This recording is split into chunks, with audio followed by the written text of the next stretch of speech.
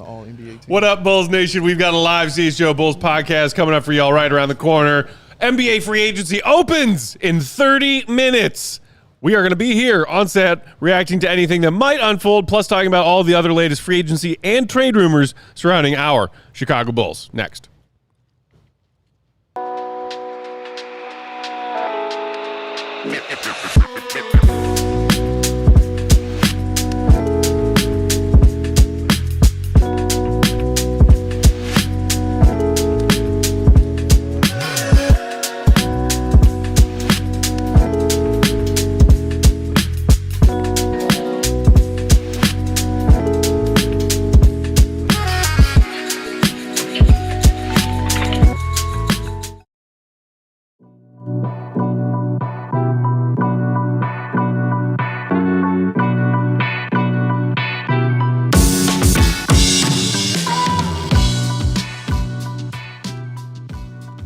Trouble. What's going on, Bulls Nation? Welcome into the CHGO Bulls podcast, coming to you live from our studios here in West Loop, downtown Chicago. Peck, Bulls _ Peck. That's Big Dave, who just made me laugh right before we started. Bow! Bow! BNWL Sports. Bow! Will the Go Gottlieb, perfectly coiffed as always, Will _ Gottlieb. He's got the feet up. He moved the set pieces to do so. Katie, Queen of the Controls, how are we doing? Are we okay? I'm here. You're here? Yeah.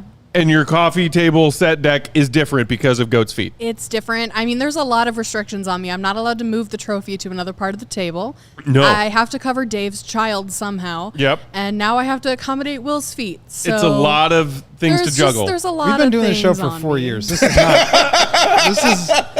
is not new. Well, I've only been here since October.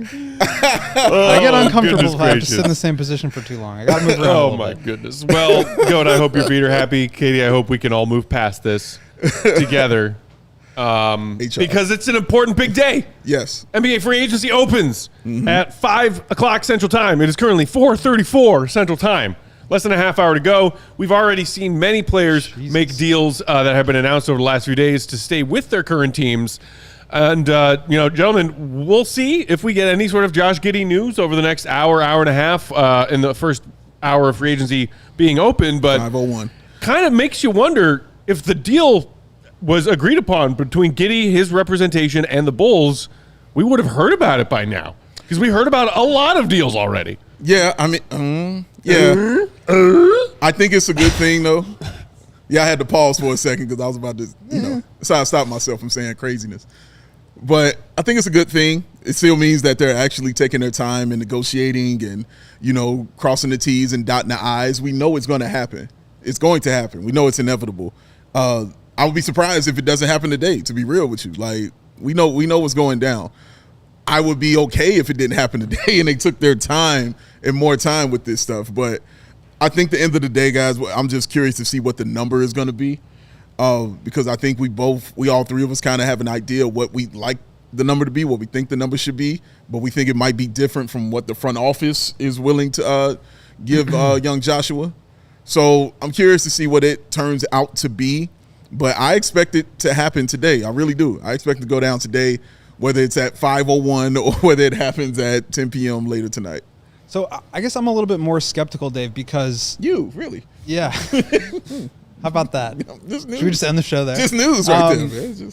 So, free agent teams are allowed to negotiate with their own free agents as soon as the finals are over. Okay. So the Bulls theoretically could have signed Giddey by now, like officially, not just like agreed to terms, not just a leak of the news, but we saw what happened with Naz Reid, a guy who obviously was an unrestricted free agent, but he already went back to his team. Same with Julius Randle. We're seeing a lot of these types of deals.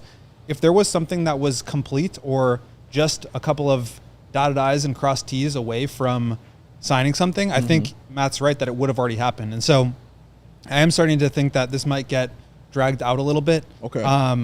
And it may still happen today, but you see just like what's out there in the marketplace. I'm not saying the Bulls are going to make him go get an offer, but I think they have primed it now for Giddey to go out there and look to see what else is out there. And again, not necessarily get an offer and sign it and force the Bulls to match, but I do think that there is going to be a realization from Giddey's camp of like there just aren't a lot of good options out there, and so maybe they are now considering whatever is the Bulls offer. Do we want to take that, or do we want to bet on ourselves and play on the qualifying offer and become an unrestricted free agent, as you so wisely suggested months ago, Dave? So, I Got roasted. I still think the Bulls end up getting a deal done, but I do think that this is a sign. And again, 501, all bets are off. Who knows? But I do think that this is a sign that they are taking this a little bit more judiciously and playing a little bit more of hardball with Giddey. And again, I wrote about this the other day. Maybe we can just like give our takes on what we think a good offer would be or how we would prefer they play this. For me, it was, I think they should start negotiations at 5 years, $100 million. That's $20 million a year. That is obviously way lower than what the number has been described as, but there's just not a team out there that's going to give him that much money. And so you're telling Josh Giddey, yeah, we want to keep you around, but like this is a good number for us. And I think they should be willing to go up to probably about 25 is where I would feel comfortable. And if he goes out and gets an offer sheet, then that's a separate conversation. But in terms of the initial offer that I'm making Josh Giddey, if I'm the Bulls, that's kind of the range that I'm hoping to be in. Okay. And if you're Giddey, it's like, yeah, I want $30 million. I'm not going to just sign for 20 right away. And so maybe there is some incentives that if the Bulls make the playoffs or if Giddey makes an all-star team or something like that happens, then he gets additional bonuses. Or maybe it really is going to be, he goes to the Nets and says, make me the best offer you can.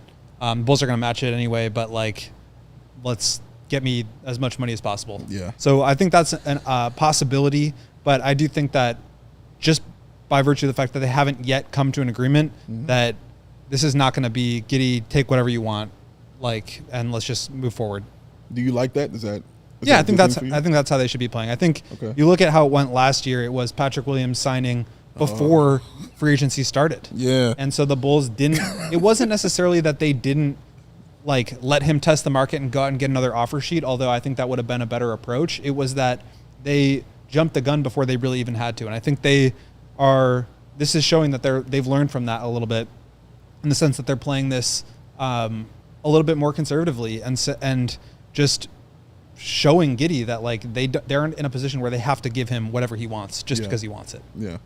I mean, the Pat thing, I think maybe had they let him truly test the market last summer, I'm not saying he would have gotten some crazy offer that was bigger than the 5 years, 90 that he got from the Bulls, but I think that there was a chance that he could have gotten a legitimate offer that the Bulls would have had then to have had match, because at least a few teams out there probably saw some untapped potential in Pat. The Bulls weren't using him the right way. They didn't develop him the right way.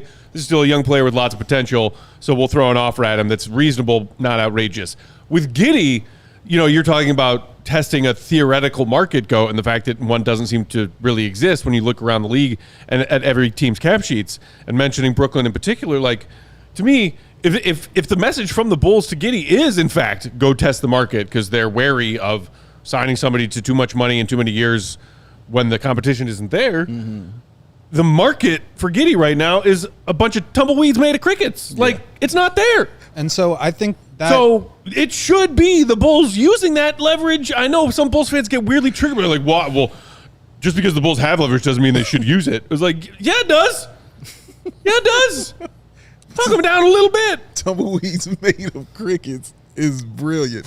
And I agree, man. Matt. I don't think this is a situation for me. I guess I'll say I think Giddey got a lot better in the second half of the year. He improved as a shooter. He obviously led the team to a successful run. Obviously, it didn't end the way that they wanted him to, but I do think that his improvements combined with the fact that the Bulls played well and that he really fits into the structure of something that they want to build means that they should bring him back. And I think he's earned that. He has earned a spot on this team for me. And so this is not Giddey thinks I want him to walk and leave for nothing. I don't feel that way at all. Right. But I do think that the Bulls are in a position where they can get a good deal. And so the way that they should be thinking about this is if we sign Giddey to a $30 million a year deal for 4 or 5 years, whether it's 120 or 150, what team out there is going to give us a first round pick to take on that contract? Probably not very many. I mean, you're seeing how a lot of these guys are getting squeezed just in the marketplace in general.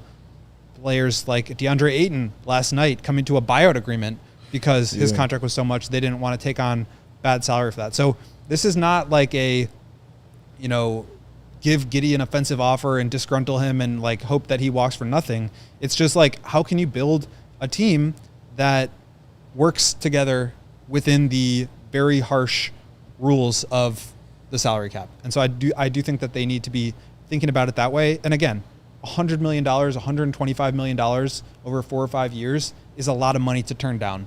Next year, the qualifying offer for Giddey is $11.1 million. So if he turns down $20 million, he's saying goodbye to $9 million that he could have had this year. And like, what if he gets hurt next year? Yeah. And like, you still have questions about him. Yes, there are more teams on the market, but like, teams still have questions about him. Now you're adding an injury into the fold. Like, hopefully that doesn't happen. Hopefully he just continues to play well and get better.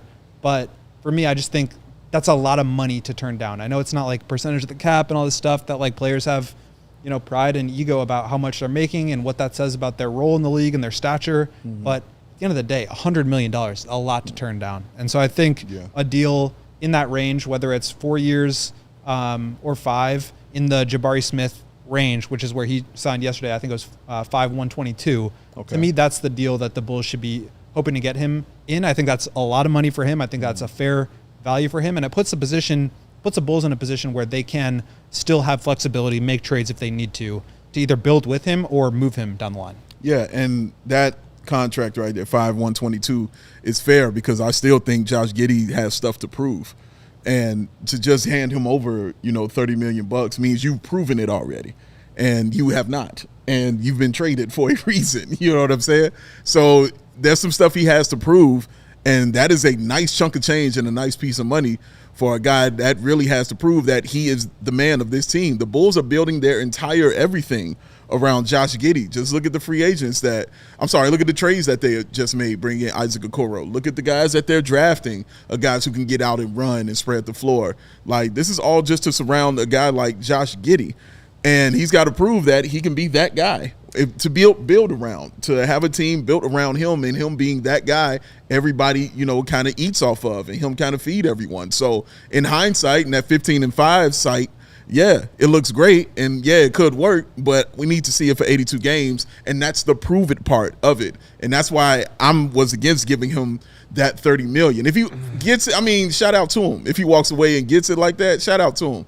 But I think the Bulls are in a rare position of power, and I don't want them to, to not operate from that just to come down to a position of weakness to give him, what he wants. Give him what you feel he needs and what you feel he deserves. Like, to me, it's a question. The matter is, does the Bulls front office, the people negotiating these deals, do they see the March Madness extravaganza of Giddey as a large enough sample size to reward him with those kind of figures?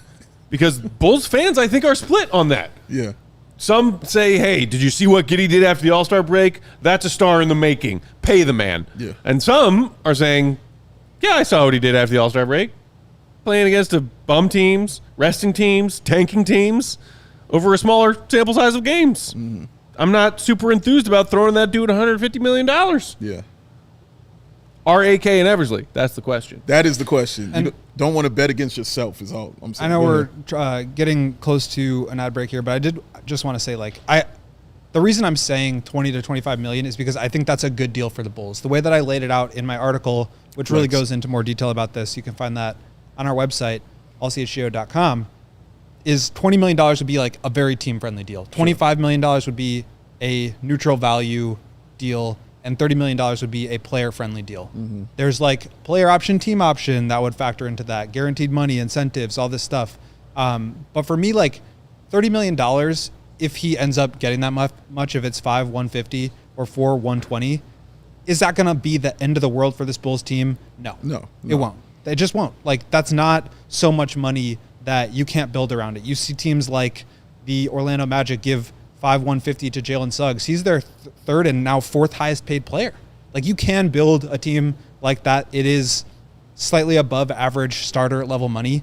I just don't think the Bulls need to. There's no reason to, and there's no upside in that for me, because the upside would be you get him at a low number, and now he exceeds that by playing really well, and you've got a really good value contract. That's what the Bulls should be doing.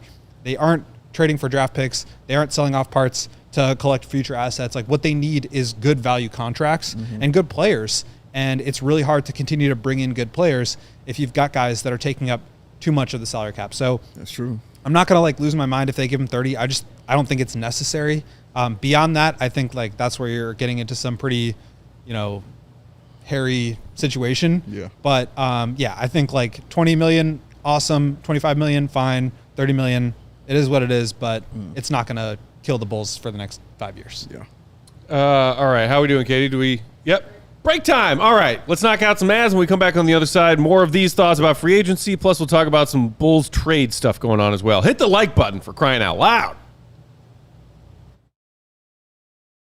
Today's show brought to you by Sunnyside Cannabis Dispensary. What is Sunnyside? It is your home for judgment-free cannabis shopping, a place where all kinds of visitors are welcome to explore, discover, and purchase a wide array of high-quality products. They've got everything you need, making them your one-stop shop, featuring an expertly curated menu with over 100 different strains to choose from, plus they offer easy online ordering and in-store pickup. Get in, get on, get out with your day. We know you'll love some of their incredible brands like Cresco and Floracal, plus good news and Mindy's. Visit Sunnyside.shop for Bright Buys every day, including 50% off your first 3 online purchases when you use promo code HICHGO at checkout to qualify. Exclusions apply. Sunnyside Cannabis Dispensary, Bright Buys every day, only for 21 and older and Illinois MedCard holders, and for existing customers. Use promo code CHGO50, CHGO50 for 50% off one Cresco Labs brand item. Making money moves should be like Matt Peck when his back is at 100%. Simple and very, very smooth. And that is why there is Cash App, ladies and gentlemen. There are no extra hoops to jump through. There's no extra stress, no woozies, and for the love of the quaff, no wazies at all. So for a limited time only, new Cash App users can use this exclusive code to get some additional cash. For real, there's no catch. Just download Cash App, sign up. Use this code CHGO Bulls in your profile. Send $5 to a friend, and within 14 days, you will get $10 dropped right into your account. That's awesome. Terms apply. That's money. That's Cash App.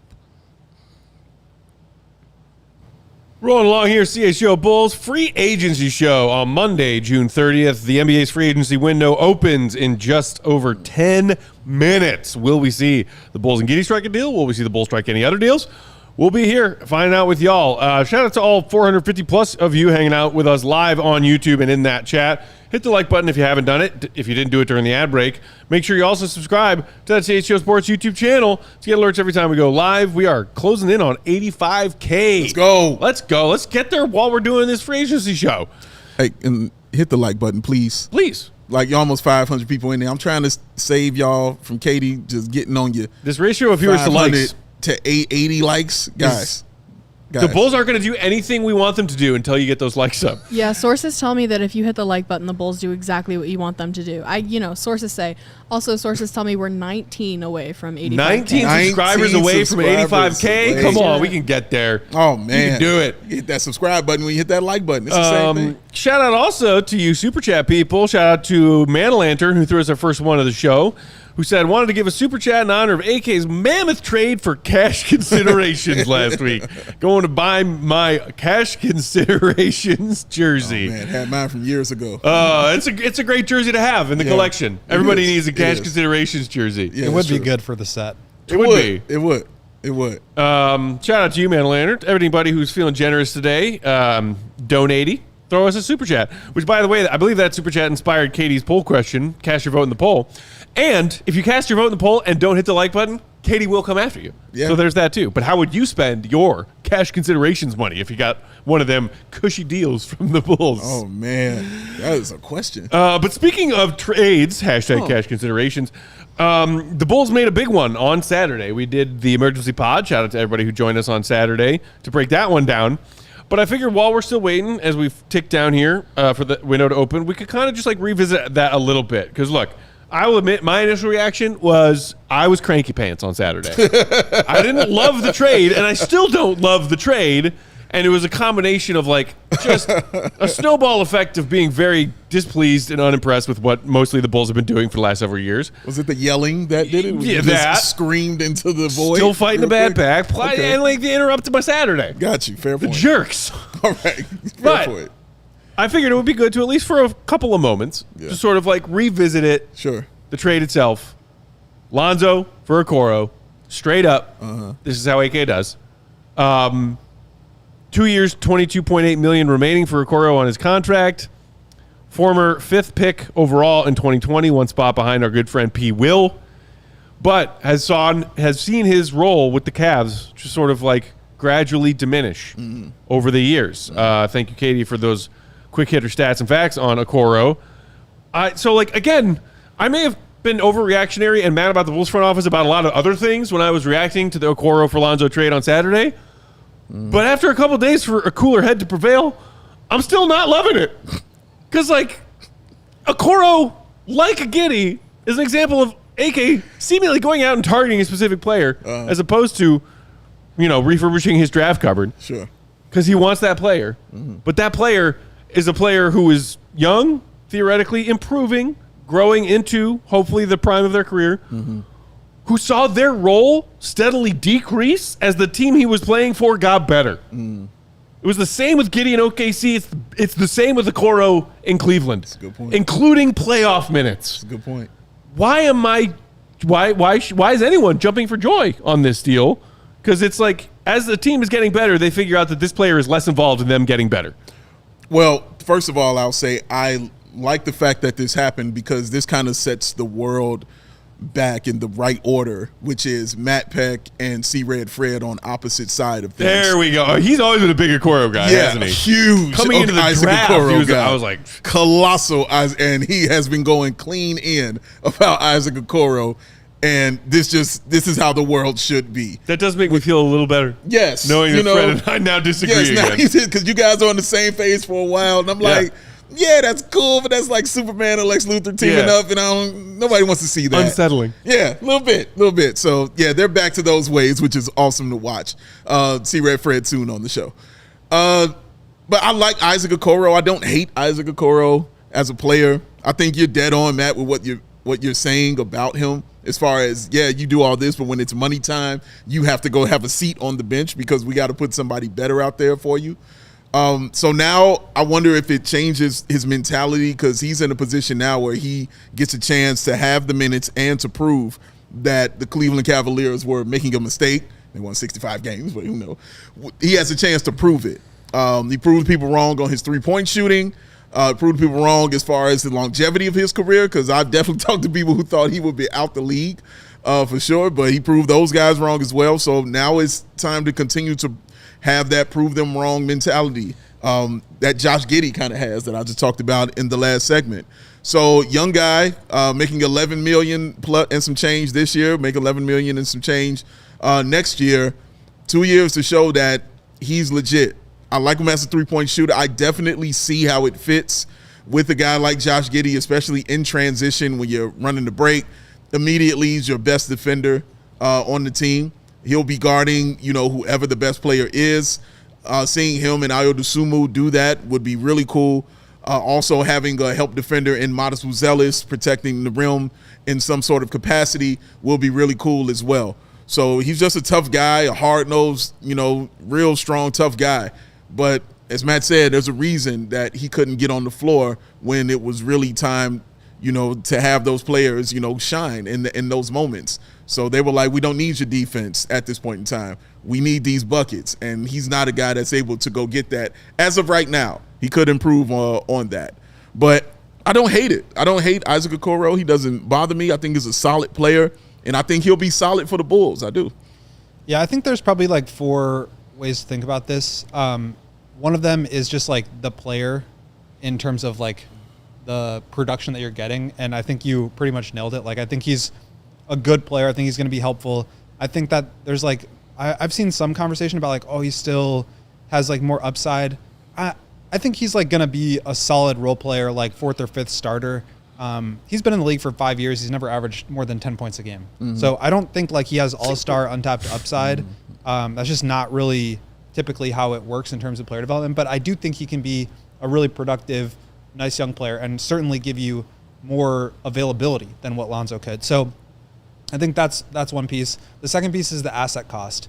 Lonzo, and this bleeds into another one, which is the context. Like when you have the idea of Lonzo could have been had for a first-round pick at the trade deadline, that informs how you view Lonzo as an asset. And so the asset cost is you are paying the equivalent of a first-round pick, which you could have had at the deadline, for Isaac Okoro.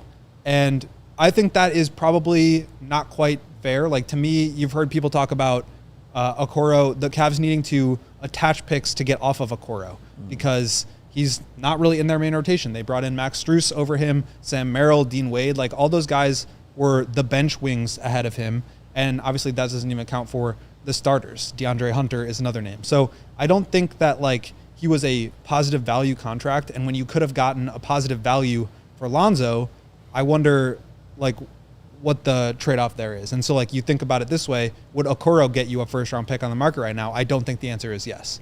So I think it was not like a huge negative in that way, but I do think that was a negative asset play. Obviously, the context I talked about in terms of, like, what you could have had for Lonzo, but also the Cavs were in this situation where they had to get off a lot of space. They were going to lose Ty Jerome probably for nothing because they're a second apron team. They couldn't afford to keep him, and they've got, like, this $11 million contract of a guy who's not playing on their team.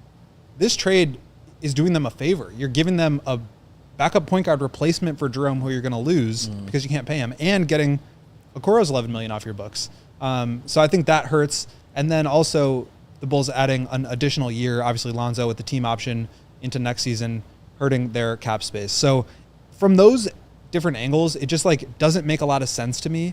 Obviously the player impact, I do think, makes some sense. I, again, don't think he's going to be a star, but I do think he's going to be a valuable member of the team. He's young, he fits the timeline, he can defend. The Bulls don't have anybody to do that. And I think he can succeed in the fast-paced, up-tempo transition offense that the Bulls are trying to run. So I'm not mad at Okoro himself. I just think, again, the process behind it was slightly flawed.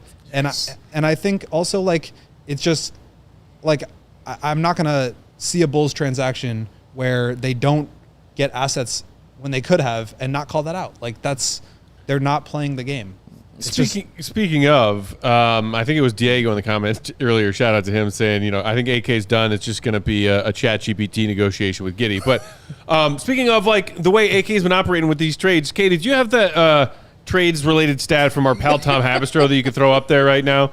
Because this, in case y'all haven't seen this, some of you may have, this is maybe the thing that blew my mind the most as I was trying to digest this trade.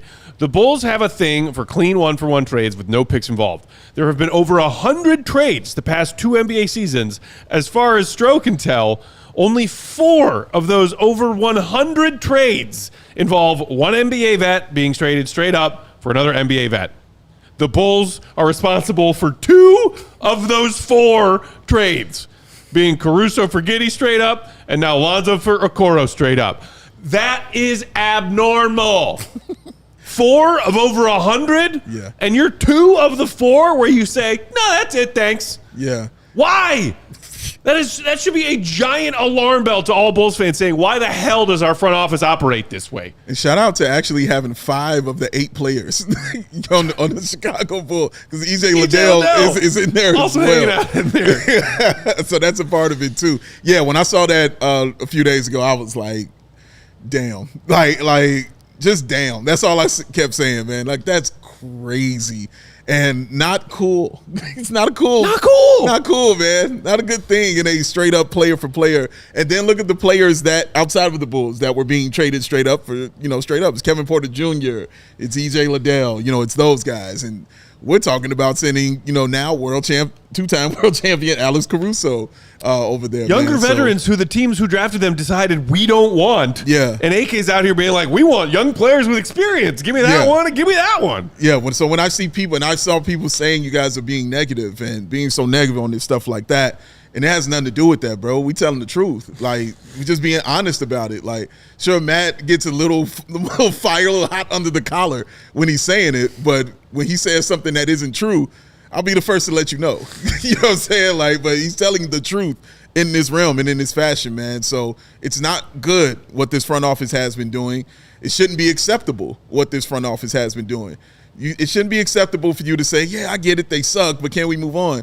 No, bro, we got to stick with the part that they suck for a little bit and say these things. Has nothing to do with the players. You feel how you feel about those. But it starts at the top, guys. It starts at the top, and it is flawed up there. Flawed. We got to knock out a couple other ads. We will do that right now. When we come back on the other side, could the Lonzo trade have just been the first of a few trades? Coby, Io, re-signing Tre Jones? We'll talk about all that next as free agency opens.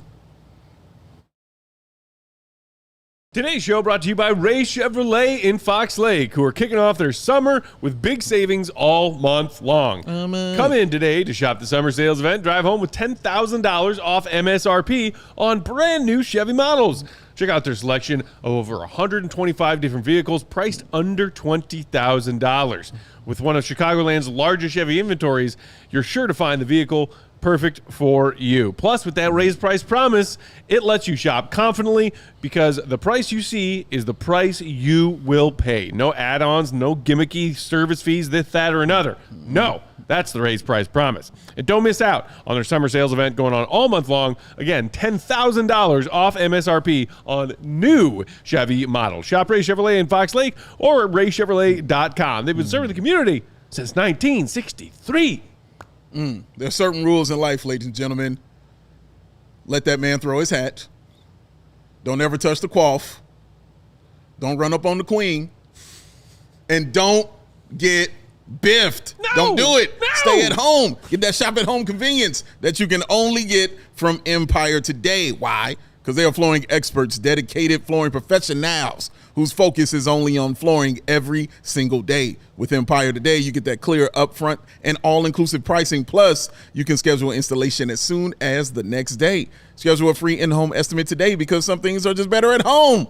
CHGO listeners can receive a $350 discount when using that promo code CHGO. You heard me right. $350 discount, promo code CHGO. Restrictions apply. Visit EmpireToday.com/CHGO for full details. 588-2300. Back! Empire Today. We are back. CHGO Bulls free agency show today. The free agency window has now officially opened while we were on that ad break. I have not seen a Shams tweet. Anybody else seen anything? No. Michael Scotto. The Jazz have guaranteed $3.68 million of Svi Mikhailiuk's. Svi Mikhailiuk is the first official move of free agency, guys. What a Let's time go. to be alive. Go Svi. Be alive. Yes. Oh, my goodness. Okay, well, we will keep our fingers on that pulse and react to any mega news as it comes down, Bulls or otherwise. But in the meantime, we can jump back into this conversation on the heels of talking about the whole Lonzo trade. We can move on from that for now. There's whispers that the Bulls are shopping another guard. Casey Johnson of CHSN had a little tidbit after the Lonzo trade, Kate, if you want to throw that up. So he had initially talked about the new wrinkle being a Tre Jones comeback is not out of the picture, but a realistic possibility, and then quote tweeted that by saying the Bulls remain active in the trade market for what it's worth. I've heard more chatter on Io Shout out Chato. than on Coby. Mm-hmm. Interesting. Of course, with Tre Jones, we could talk about him a little bit later as we talk about free agent targets. Might be hard because the Bulls might have competition for Tre Jones. Mm-hmm. But the whole Coby and Io thing, let's talk about that. Okay.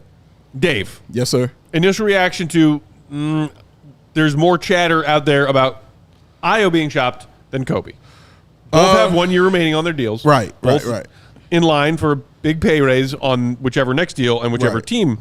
And currently Io off-season recovery from the shoulder surgery, but we're hearing that it's going well. And Coby coming off of a big, impressively statistical finish to his season. So I don't think I'm surprised by it. I don't want it because I want Io Dosunmu on the team. But I'm not surprised by it because, Matt, I think it goes back to the 15-5. Io Dosunmu wasn't out there.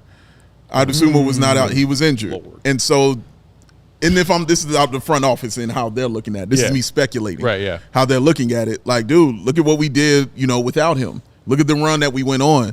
Look at Coby being Eastern Conference Player of the Month. Look at him being Eastern Conference Player of the Week twice during that month. Look at what Josh Giddey did. Look at Kevin Huerter. Look at all those guys in that backcourt kind of, did their thing. Look at Tre Jones right before he got injured. So I think they're looking at that aspect of it and saying, I think we'll still be okay. I don't think they're as sure about doing it without a guy like Coby White because that is your scorer. Like, that is your one-on-one guy who can get his own bucket, and the Bulls don't have those guys on the team, and every NBA team needs one of those guys at least. So to have that, I think they still kind of want to kick that can down the road a little bit with Coby White, see if they can work something out maybe, and if not, then trading him midseason. But hearing it for Ayo isn't as surprising for me, and it's strictly because of the 16 shoulder separations that he had that the team didn't know about. And then he was injured and just out for the entire year, and they still kind of elevated without him. I don't like it. I didn't like it how he got hurt. I didn't like anything about it because I like Dosunmu being on this team, man. He's a huge part of it, in my opinion, as far as those young guys who they look up to, as far as taking that leadership role, as far as what he does in the community as well. But looking at it purely from that basketball perspective, I think that's how they kind of view it, whereas his value is probably a little lesser than Kobe's on the team. Yeah, I think it's really like anytime you're making these like emotional decisions about which guy we like more, I think you're going to run into trouble. Like you should be thinking about this in terms of value. Who can you get more value for? That's pretty much the bottom line to me. I know the Bulls are trying to be competitive and trying to continue to win, and that's fine. But that's part of the reason why I wasn't crazy about the Okoro trade, because you can do both of those things at once. Like Lonzo wasn't what you mentioned, a great point that Ayo wasn't there when the Bulls went on their stretch run. Lonzo wasn't either. So they're basically adding a guy that wasn't there into the mix. That's great, but like they could have turned him into a draft pick that could have helped them and their future a little bit more. So I think the same thing is true with Ayo. I'm not like convinced Ayo's going to get moved. I'm definitely not thinking Kobe's going to get moved either.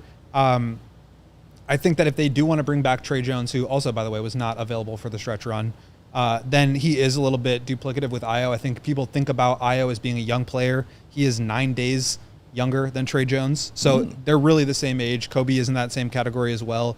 And I think they really valued and appreciated how Jones played once he got there. He was able to push the tempo. I think he can really help some of the play finishers on the team like Modest and Noah Essengay like get easy baskets, and that's going to help their development. So I get that. But I think Ayo's really good too. Like he's a good defensive player. I think last year wasn't his best season, but he took on more of an offensive role when he was healthy. He was pushing the tempo. He was the one with the ball in his hands, even ahead of Giddey.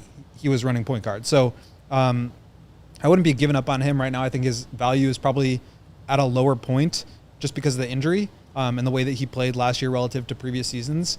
But I do think that like you probably don't need him and Tre Jones off the bench. That's like a little much. So I think it was good that they moved Lonzo, but Okoro is very much a 2-3 to me, not a 3-4. And so you're still pretty loaded in that backcourt of off guards. And so again, to me, it's all about value. Who can get you the most back in return? And that's how I'd be thinking about it more than anything else. Okay, makes sense. Somebody, Jebediah in the comments just said, Ayo's got no trade value, and Ayo fits with Giddey better because he's a better defender. We could really use a point of attack defender. They just traded Lonzo, so they disagree with you. Well, they got Okoro, who's going to do that. Yeah, we got Okoro now. But so, like, I disagree with your first point that Ayo has no trade value. I mean, maybe you're always a little skeptical of a player coming off offseason surgery, or in Ayo's case, he had his shoulder surgery while the season was still going on. 25. That means he's ahead rehab-wise, as opposed to if it's at the beginning of the offseason.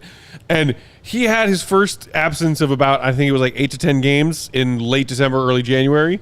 That was the shoulder that was giving him problems. But then he came back, remember? And he had like a dozen or so games where he was putting up numbers. Yeah. Like filling his box score. So with the trade deadline at whatever it was, February 8th, Ayo was back and playing big minutes and looking pretty darn good. And we heard at least a few different reports that the Bulls were, yes, getting calls on Coby, maybe a sole individual call from the Warriors on Vooch, but they were also getting calls on Ayo. Yeah. So I think with 1 year on his deal remaining, not a super amount of trade value because whatever team trades for him knows that they got to pay him to keep him a year from now. But it doesn't mean that he's got no trade value. He's a useful two-way player in the league. Oh, without a doubt. And even though it's that last year, like it's not like they're going to have to pay him $30 million. You know what I'm saying? Going into the year after that. So you can take a flyer on that, I think, if you feel like he is somebody you can have in your core, which I think Ayo fits on any team in the NBA as far as what they're looking for, what they want to do. Of course, I think he fits better on a team that's ready to win because having a piece like Ayo in there, oh my God, like he could be that guy. Like it reminds me of when Milwaukee got Bobby Portis. Like Like just that kind of fit. It was a perfect Shout out fit. to him, like, by the way, for new him. So, contract over yes, the he weekend. did. Way Yes, to go, he did. Bobby. Love you, buddy. Congratulations, sir. Way to stay home where they got love for you. But that's what it kind of reminds me of, like one of those kind of moves. Obviously, the Alex Caruso move reminds me of as well. But Ayo fits anywhere you want to put him. He is going to fit on that team and impact that team and do something on that squad that you desperately need. Whether it's going to be a guy who can score, whether it's going to be a guy who can defend, whether it's a guy that can set up your offense, whether it's a locker room guy that you need. Ayo Dosunmu can be that player for your team. So this is why I don't want to give him up so easily because I know what he means to this team and to this city. And I don't want to give him up so easily like that. And I know Julia, like, you said it in the comments that, like, dude, she was like, I don't even know if I want to be a Bulls fan if they trade Ayo Dosunmu. Julia's also asking, speaking of all of the guards, how the hell is Javon Carter still here? Player option. Picked up that option, baby. Player AKA option. player option. Who wants candy? Who wants candy? But that's how he's still here, man. But yeah, Ayo having that 1 year, I think it's a little different for me than, I don't know, like a Coby having that 1 year because he's going to get that big check. You know what I'm saying? And big money. The extension rules, you're able to bring Ayo back a little bit more easily because I believe the number is somewhere between 81 and 89 million. Okay. Not exactly sure what the average salary would be. That will determine it. But basically, $20 million a year for Ayo is probably about right in the new salary cap world. Maybe a little bit high. But either way, you're going to be able to extend him at any point during the season. You can take this. You can do it now. You can extend him. Kobe's not going to take that number. He's going to want more. And so the Bulls are going to have to wait for him to become an unrestricted free agent, at which point they're going to have to bid against other teams that presumably like are going to be interested and maybe even give him a better shot at winning, depending on what teams those are. So if the Bulls get, I guess like the Bulls should offer offer Coby the extension. I don't expect him to take it. If not, they need to do some like communicating with Kobe's agent and figure out, is Coby willing to sign here long term if we give him a deal that's more his liking? Because if not, then it would be silly not to move you because we're going to lose you for nothing. So to me, Ayo, it's a little bit easier. You have more control over that situation. And I understand like trying to break up this like logjam at guard one way or another. Yeah. Trading a guy who's like averaging 30 a night for the last 2 months of the year is, I think, a little bit harder to do. Especially like you look at the market for other scoring guards out there is just not very good, with the exception of Desmond Bane, who obviously got a haul. CJ McCollum, Jordan Poole got swapped for one another. Like these guys, Jordan Clarkson just had a buyout. Nobody wanted him. Like these kind of scoring guards are just not super valuable on the trade market. And so they should either move him for whatever they can get or figure out a deal and like verbally agree to that so that they can sign it going to next season. Because to me, the greater loss for nothing would certainly be Coby. Yeah, agree. Shout out to Just Joe in the comments. He said, how long do they have to leave it, you reckon, so teams don't get fined for the tampering they definitely I was did? just thinking, like, the tampering is not going to... Also, shout out to Josh Hart, as in, like, Knicks Iron Man workhorse Josh Hart, who tweeted a few minutes ago, it's 6:01 and I ain't see one deal. What happened to the game I love? That's right, man. We wanted it. We want it now. You made us wait for this. If we are you here give for a mouse a cookie. So, okay, as we sit here and wait for the first Big Shams bomb or Chris Haynes bomb or whoever else is participating, what do you think is the leading factor? Is it teams being afraid of those tampering penalties, which the Bulls got one for the Lonzo sign-in trade, lest we forget? They absolutely did. Is it more teams just being like, God damn these aprons, we can't do anything, we got no money? I think it's a little of both. I mean, I think you factor all that kind of stuff in when you're making these decisions. I mean, hell, like there were teams, I was reading Windhorse say, there are teams not interested in getting LeBron James. You know what I'm saying? And stuff like that. The LeBron whisper offered is, no, we'll pass. Yeah. We're good. It's wild. You know what I mean? But that lets you know where we're at.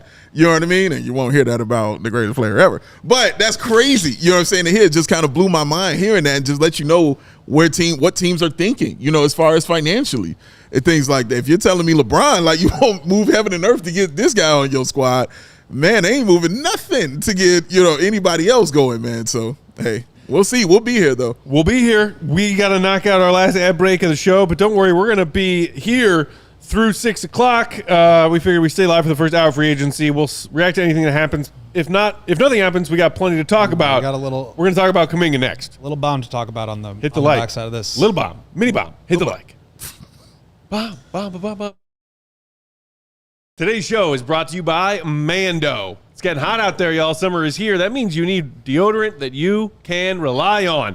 What separates Mando from the rest of the deodorant? Well, it's a whole body deodorant. That means, of course, you could use it on the pits, but you can also use it on your thigh folds, on your balls, on your belly button, your butt crack, even your feet. It was created by a doctor who saw firsthand how normal BO was being misdiagnosed and mistreated. Mando is clinically proven to control body odor better than a shower with soap alone. Here's an ugly true fact, gentlemen. 12 hours after a shower, the average man's grundle odor level is a 5 out of 10. What? That is not great.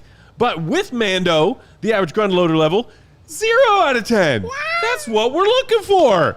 Shop at Mando.com.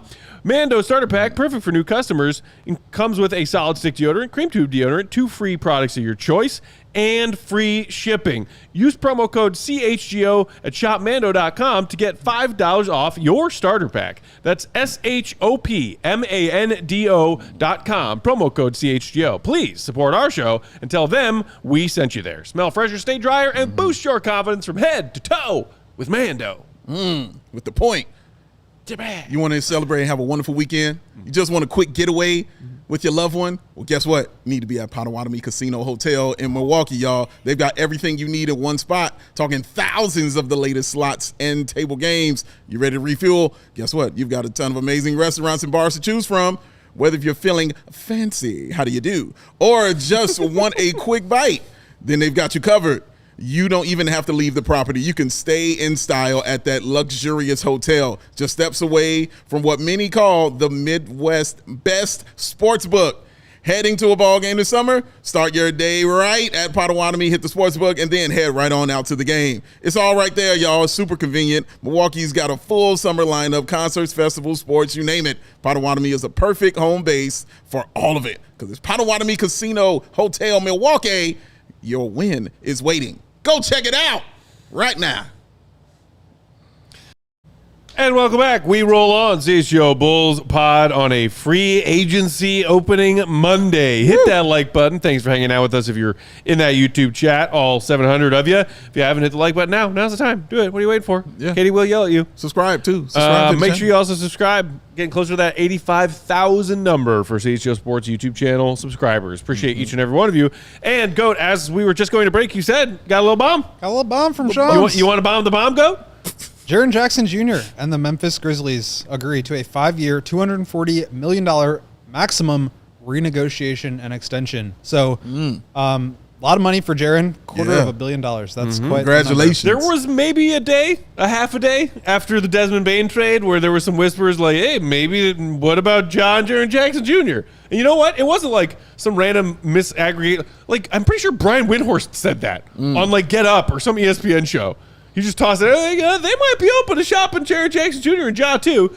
And the world flipped out. And then, of course, our little subset of Bulls fans flipped out and be like, could the Bulls get Jaren Jackson Jr.? Because there's your solution, potentially, to the post-Vooch era in Chicago. Oh, yeah, it's done. Well, scratch that plan off the list of potential plans. Good for Jaren Jackson Jr. Yeah, what's that, about 48 mil a year, 50 or something like that? Something like that. But yeah, I mean, basically, this was a little bit of a complicated thing for them because they had to clear out some cap space in order to renegotiate the final year of Jaren's deal to get him up to a number that he would feel comfortable with and then give him a max extension off of that. So basically, they used the cap space that they're going to have to what I'm saying is that they're going to have to clear out some space in order to make this possible, whether that's another trade or waiving somebody that they have on their roster. Maybe it's Cole Anthony who got traded back to them in the Desmond Bane deal. This opens the door for them to give Jaren more money this year and then extend off of that. So it's a little bit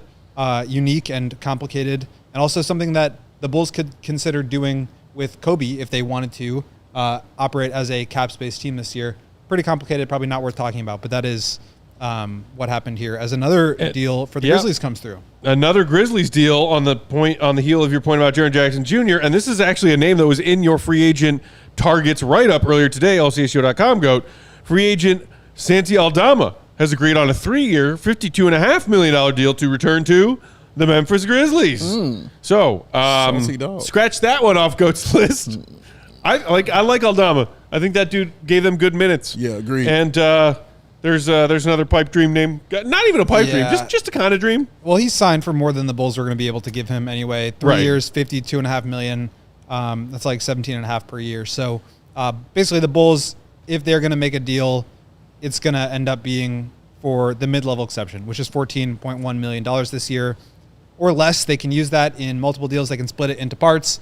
They also have the biannual exception, which I believe is 5.1. Okay. So they can do some stuff, but the problem is they have 13 roster spots full with Giddey and Tre Jones out there. So I don't anticipate any big moves. I expect it to be Giddey and Jones.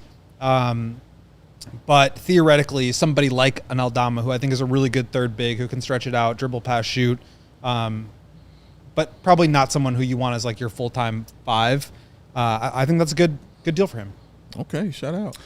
All right, well, so while we wait for our next big piece of free agent news to be dropped by Shams or whoever else, let's move on and talk about a free agent adjacent situation that the Warriors are still trying to figure out, and that is what to do with Jonathan Kuminga.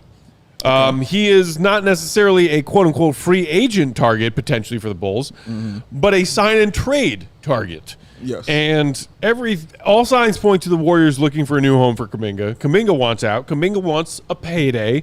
Sign and trade seems to be the most likely solution for all parties involved. And there's been not just whispers, not just rumors, hearsay, but some legitimate reporting over the last couple of weeks that the Bulls could be an interested party in a Kuminga acquisition via sign and trade. Now, is that still the case after drafting Essengay, after getting Isaac Okoro? Don't know, but the Kuminga card has yet to be dealt with in the deck. Yeah, it's still out there, and I feel like the whispers have gotten louder over the past few days about the Bulls. A little bit louder now. Oh, man, the turn up. So, yeah, wait, you're back, sir, please. Yeah, no, I didn't feel great. I'm going to not do that again. Oh, man. But, yeah, man, like it feels like they're getting louder, man, and those fresh whispers are out there for sure. Shout out Jake Fisher. So just hearing this though, man, and this stuff, like, it just shows you how serious the Bulls kind of are about Jonathan Kuminga and making that move for him. I'm sure Vooch is like, yes, please, please let this happen so I can go to Golden State and compete for some winning and some playoff and some deep playoff runs. That would be great. But every time I think of him, I try to see the fit in my head, and you can probably break it down easier for me to digest and understand. But I'm trying to see the fit of a Jonathan Kuminga within this offense, because watching him in Golden State, it just felt like I need the ball, and I got to be the best that I can be on the floor. I've got to have the ball and do my thing. Not to say he can't be good without it. Obviously he can. He could be skilled without it, with his defense, with his length, the way he runs, all those things. He can do that. But it feels like to get the best out of him, you're going to have to give him the basketball and let him kind of do his thing. Now, am I looking at this incorrectly, or is this something else I'm not seeing? No, I think that's exactly what he wants. He wants to be the man. He wants to be an all-star. He wants to have the ball in his hands. He wants to take a bunch of mid-range shots. And that's just not – so we saw that movie. Yeah. They don't want to do that again. They don't want to do that, right. So I question the fit. Although I will say this, like, the talent is undeniable. Yeah. I mean, he is an athlete. He's 6'8", really good finisher around the rim, like super explosive. I don't think it would be a bad idea in the sense that the Bulls need to have a talent infusion. They need to go out and get guys who could be really good one day. Sure. And I think it's a long shot, but Kuminga could be really good one day. This is not like, a situation where he's never done anything. He's scored at a high level at various points in his career. He's also been out of the rotation. I mean, we saw him not be in the Warriors playoff rotation last year until Steph went out and they just needed scoring. But 16 points per game 2 years ago, 15 last year. Like, he can really fill it up. And I think that would be somebody that the Bulls could, in theory, look at. The problem is it's just not an easy deal to make. This isn't just like you give them Vooch and they send Kuminga and you call it a day. Like, there are some complicated rules in the collective bargaining agreement that make this pretty difficult. Yeah, you mentioned in your write-up the base year compensation rule and how it would maybe make more sense financially, just moving parts, that Coby is the one being sent to Golden State and not Vooch. Can you explain that a bit more? Yeah, well, first of all, there's been also a lot of smoke about the Warriors and Al Horford. So I don't think Vooch is really going to be on their radar. This is a guy who is making $21.5 million next year. They're probably going to get Horford for like the mid-level exception or less. So you can get better production for half the price. I think that would be preferable to them. And that's, again, why the idea of like laying the groundwork for a Vooch trade always seemed kind of crazy to me because like I was told the groundwork had been laid, Goat. The option was just not there anymore. And so with that in mind, I do think that if a Kuminga trade to the Bulls happens, it probably is for Coby. And that's another reason why I don't feel great about it, because I think Coby is better than Kuminga. You don't, because financially you're saying. Right. So let's talk about base year compensation. Okay. Base year compensation is an annoying rule that basically means that if you are trying to sign and trade one of your players on a rookie extension, you can't just sign him to a big number, send him out, and use that as like a means to take back a bunch of salary.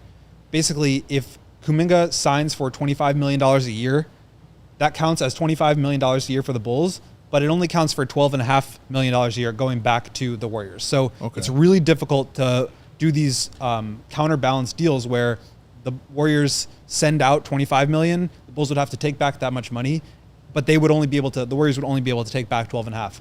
That's why Coby makes sense, because he's making 12.5. That would work theoretically in the base year compensation, what's allowed in base year compensation.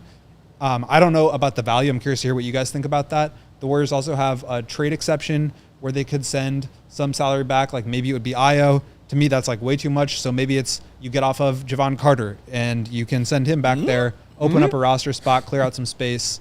And maybe the Warriors could find some use for Javon as like a depth guard who can defend and shoot some threes. He's basically Steph Curry light. Yeah, that's what. Yeah. Well, they need depth, and so he's better than Spencer. He could potentially help them there. But like, what do you guys think about that, Coby? Let's say it's just like Coby for Kuminga. You signed Kuminga for 4 years, $100 million. Oh yeah. Like I'm not doing that. I mean, I don't want to do that. I don't know if I want to do that. I don't love it. I could make my peace with it more so than recent trades. Okay. But why this one more so? Just because I truly dislike some recent trades that they've made. No, I'm asking why could you make your peace with this one? Because of the things that Goat said positively about Kuminga. And you said positively about Kuminga. But and also just about like when it comes to Coby and his trade value, if you did want to go that route, I don't know if you're getting like multiple firsts for Coby. You might get one. Yeah. Knowing AK, he's going to go out and get some guy who was drafted and has had an underwhelming career so far. Well, yeah, yes. He's shown why we're talking about Jonathan Kuminga. Yeah. I mean, he's shown that it's not about the draft picks for him. It is not. It is not about the picks. What's a draft pick? It obviously doesn't know. But it's about the player. So you saying that sounds like a deal they would absolutely make, because they're like, oh, I can see this. I can touch this. This is tangible. 4 years, $100 million. What's that? You know, not a big, huge chunk for you, for a guy that has that kind of skill and talent, and something that you feel can fit in with your offense and can get you a bucket. Like I said, what Coby can do when you need a bucket, you have to give him the basketball and do his thing. I just don't know how it fits, man, just as far as how their offense, because Coby can exist within the Bulls offense like that. Katie, Also, quick update. Yeah, I hate to interrupt the free agency Not at talk, all. but I wanted to let you guys know we are 3 away from 85K. Three subscribers away from 85K. Shout out to Dr. Professor in the comments who said, I think the biggest news today is going to be CHGO reaching 85K. Say it again. That might be the case. Let's hope for more fascinating news, Bulls Who's or gonna be the NBA related. Just Who's three of the y'all. one? Just three of 3 y'all. subscribers. Hit the subscribe button. Just hit the subscribe button real quick. What's it gonna do? You know, just do it. Just click it. It's gonna be good for you. It's not gonna hurt you. It's gonna Gonna make be you the feel one. great. It's going to be an easier pill to swallow. Okay, wait, let me refresh. Let's see. Katie's we might have done refresh. it. We might Refresh. have done it. I feel like that scene in the Social We Network might have right now. done it. We did We it! We have done it. Yes. Come on, baby. Shout out to y'all. 85,000 That of is y'all awesome. out there who are insane, just like us, loving your Chicago sports teams. We appreciate each and every one of you for subscribing. over the past 3 years and change. We gave Emma a heart attack accidentally. There were siren noises. Breathe, okay, Emma. Have a seat. Sit down. It's okay. We just applauded. That's all we These are happy sirens. The march to 100 And screams. continues. That's right. As Goat just said, Sounds now like something you tell your therapist. we march on to 100K. That's the next milestone. I didn't hear the sirens. I heard the screams. Hit the like button for yourselves, all of you out there Hey, we who got another subscribe deal. to CHGO Sports YouTube channel. We got another deal, Goat. Dorian Finney-Smith to the Rockets. Oh my God, Whoa. the Rockets are cleaning up this summer. Oh, for man. 4 years, $53 million. The That's Rockets are not playing. they are really not playing. That's less than the playing at mid-level all. exception, which is great value. It's probably a little longer than you'd want to go for a guy like Dorian Finney-Smith, who, off the top of my head, is in his 30s, but maybe I could be wrong about that. He's been around a while. 32, so you're paying him into Yeah. his age 36 season, but like you get Kevin Durant in there, you're starting to accelerate things a little bit, and I think this team is like legit top 2 in the West right now, Yeah, right? it's true. I mean, they were top 2 this year, and they didn't have Kevin Durant, so I think they're going to be really good.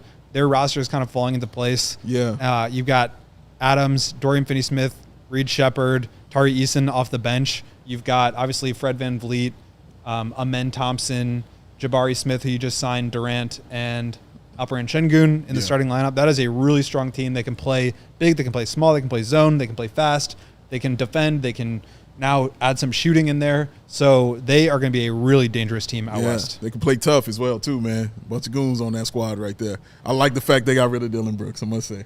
Yeah. I like it. Yeah. I like it. It's time to get serious. That Does, feels like does we're trying to anyone get like serious. Dylan Brooks? No. Does Dylan Brooks like Dylan Brooks? I'm saying, well, the paycheck likes Dylan Brooks, you know? But, it's nothing wrong with him on the squad. It's just like I feel it's a graduation when you get rid of a guy like that and you move on from a guy. Because he'll get you to that level of where you need to be mentally to go up in the playoffs. Like, you need that I hate everybody that I'm playing against mentality. Right. But, man, like, at some point in time, he starts harming your team. It's kind of like Draymond, but, half of the talent. Yeah.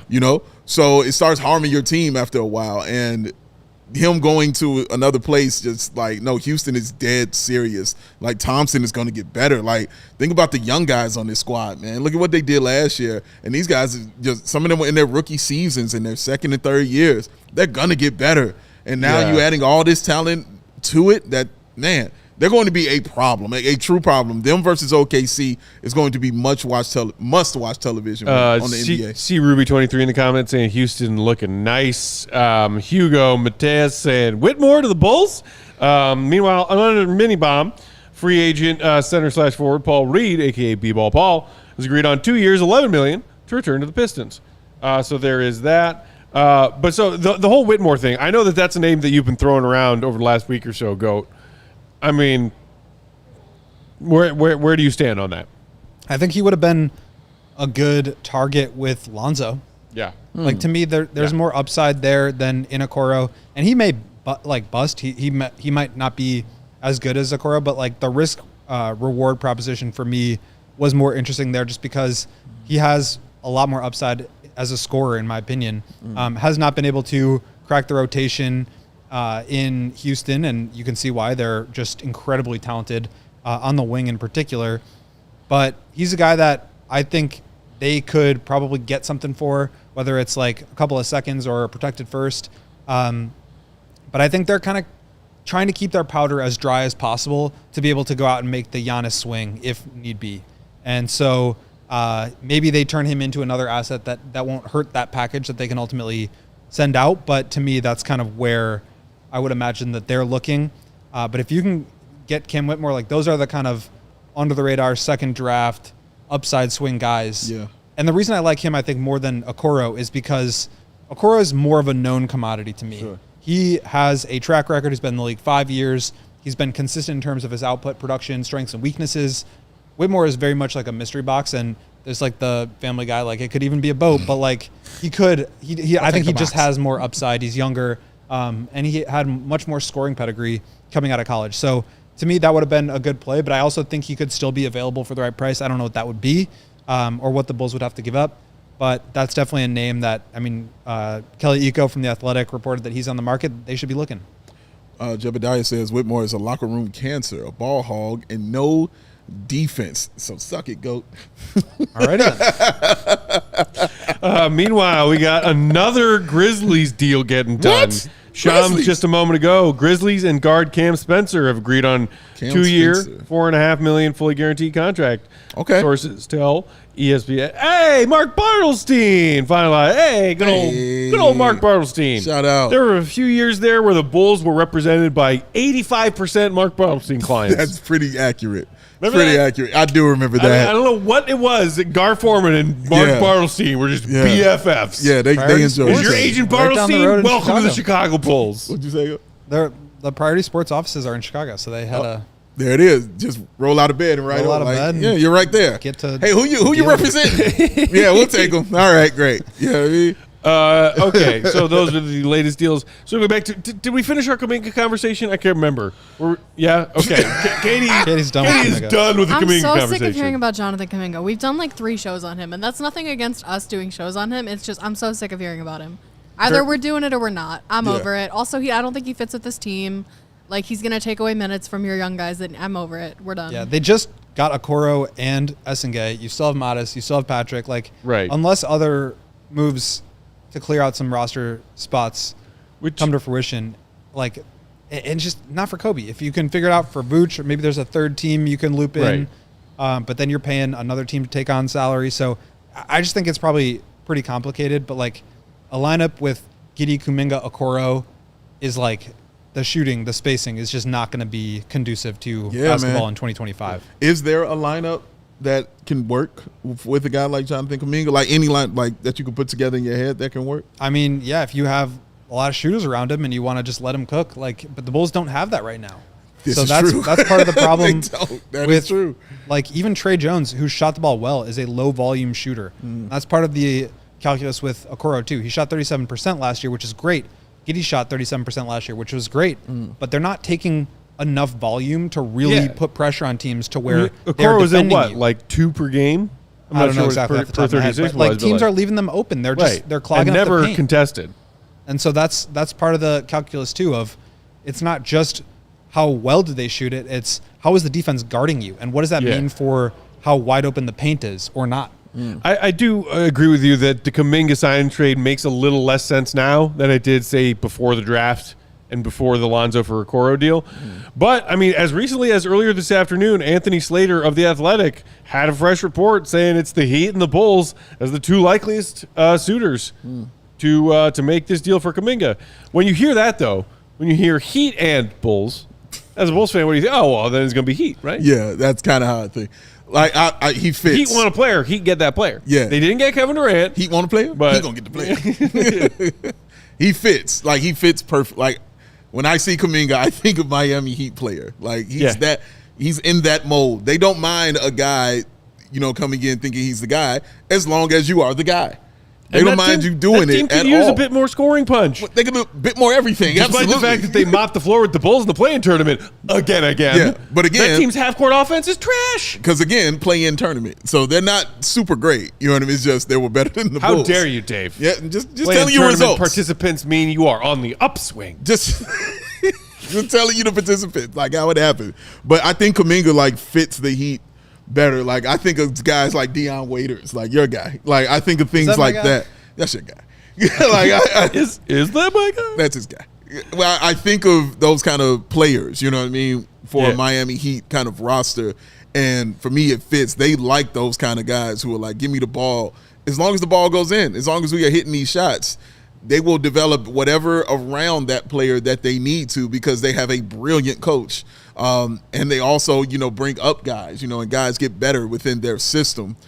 So I can see him fitting in that one with him and Tyler Hero just, going your shot, my shot, your shot, my shot. Yeah. With a Bam Adebayo there, man, with a Khalil Ware there as well, with a Jovic who I am really high on and have been since the draft.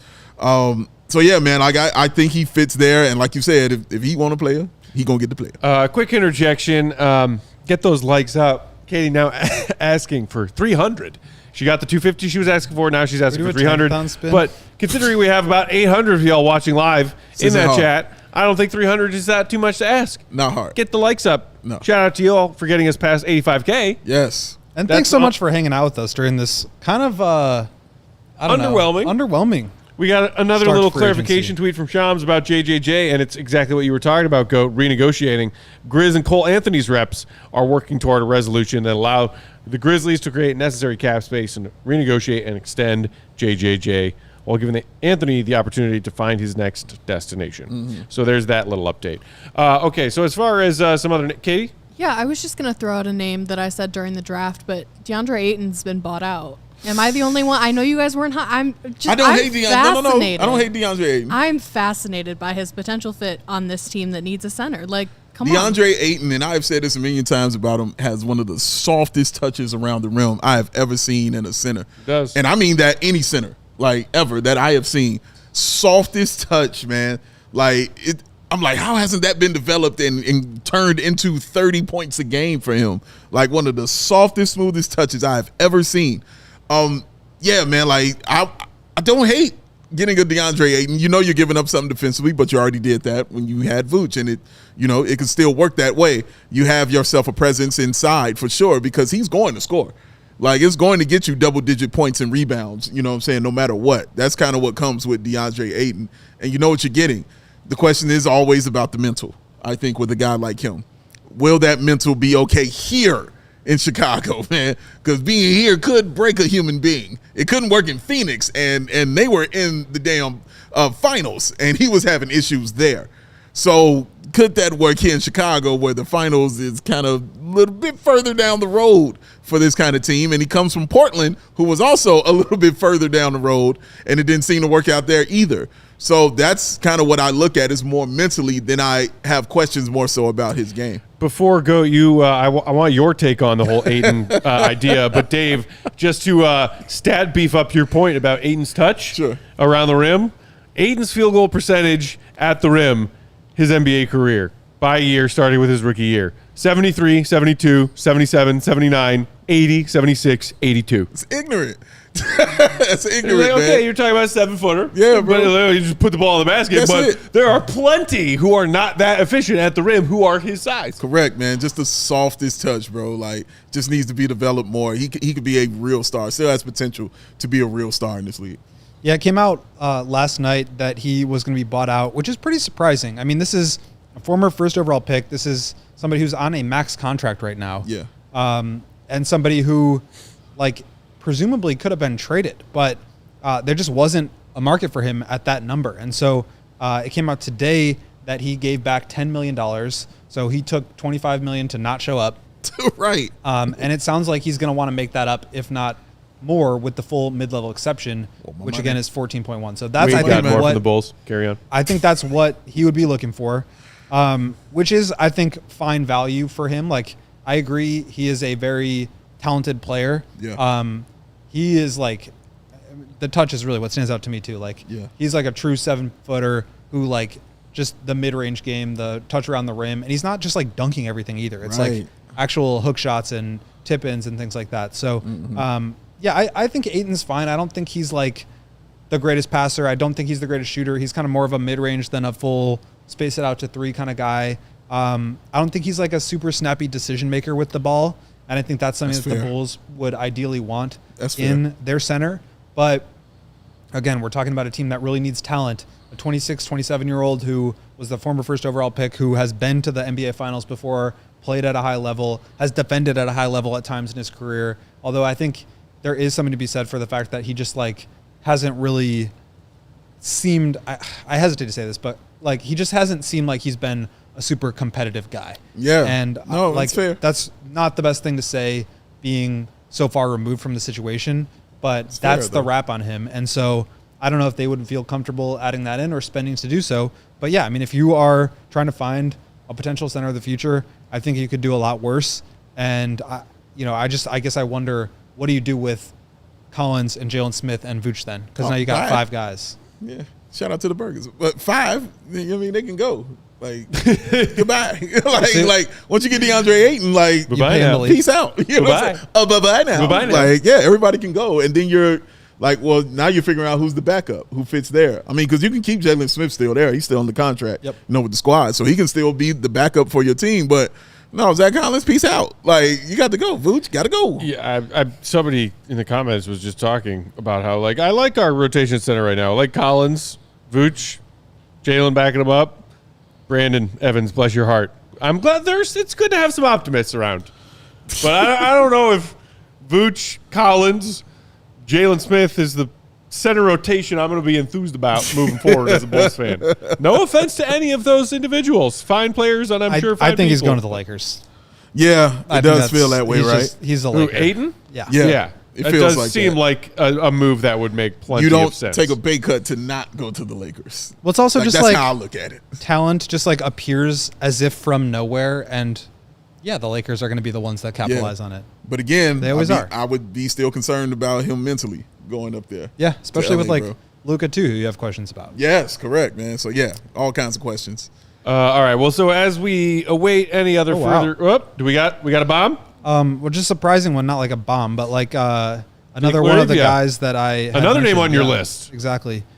Going to Showing up Lakers. on my tweet deck. But what was the deal? Free agent Laravia- forward Jake Laravia has agreed to 2 years, $12 million for the Los Angeles Lakers. Wow, Laravia. Oh wow, okay. Yeah, I like Laravia. 6'8", he can shoot it.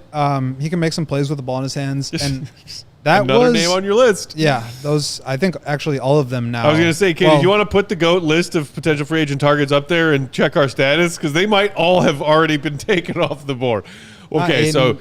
Sharp got a new deal already, yes. Yes, that was one of the re-signed with his own team, so that one happened this morning. Right. DeAndre Ayton, we're all just positing his likely destination is the Lakers, but still nothing official out there.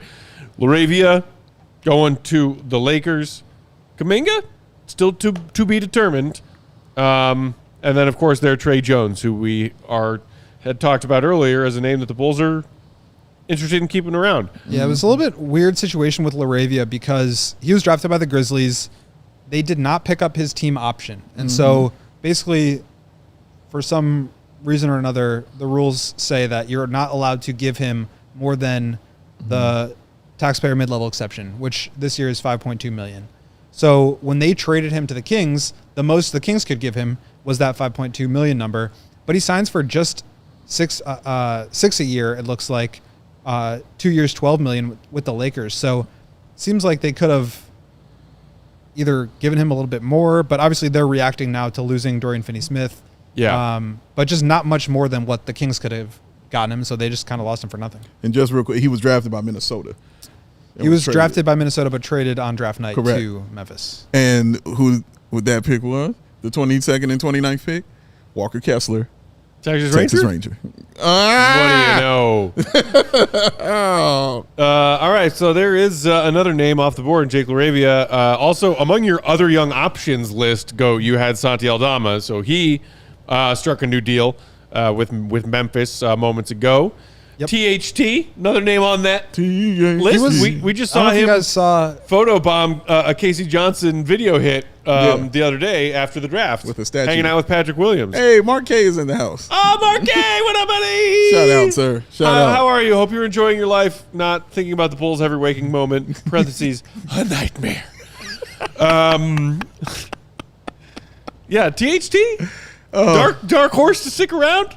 I mean, look, I think they're going to bring back If you're Trey forcing and Giddey. open an extra roster spot on top of re-signing Giddey and having Essengay here, it's for Tre Jones. It's not for THT, right? I think they're bringing back Trey, and I think they are bringing back Giddey, and I think that will be it. However, they could, like you said, pay a guy to not be here. They could waive Javon Carter and his $6.8 million. A very popular opinion in them streets these days. They could do a consolidation trade and combine salaries to take back one player, 2 for 1, 3 for 2, Okay. and create an open spot that way. And like THT's been around, he's been working out with the guys. Yes. He was like a very well liked player in the locker room last Yes, year, yes. and he actually really impressed me with his scoring. So I think they could do worse with like a vetman 15th man type. Billy trusted him at times to generate some offense when they needed it. I think there are probably other options I would prefer, but I like THT. Bulls have a bunch of just great locker room guys. Yes. You know what I'm saying, on this team. Like that can kind of fit in anywhere. And that's why I think they need some stank, and some funk, and some goon, what I'm saying, that locker room on their team, man. Like put some stank on it. Like they need that stuff, man. Like you have to have that. to kind of change your culture, you know what I'm saying, and let everybody know, like, yeah, we get along and stuff, but it's time to win. You know, like, you have to be abrasive sometimes. And the Bulls have a bunch of, nice guys. Like, guys are nice, guys are cool. I hang out with all of them, bro. But I need to see some goons start popping out on certain guys, man, and certain players on this team. I don't know who, you know what I mean, can step up into that role on the team right now, or I don't know what player they would get. I mean, Kuminga could definitely be that kind of guy for the Bulls team, but they need that, bro.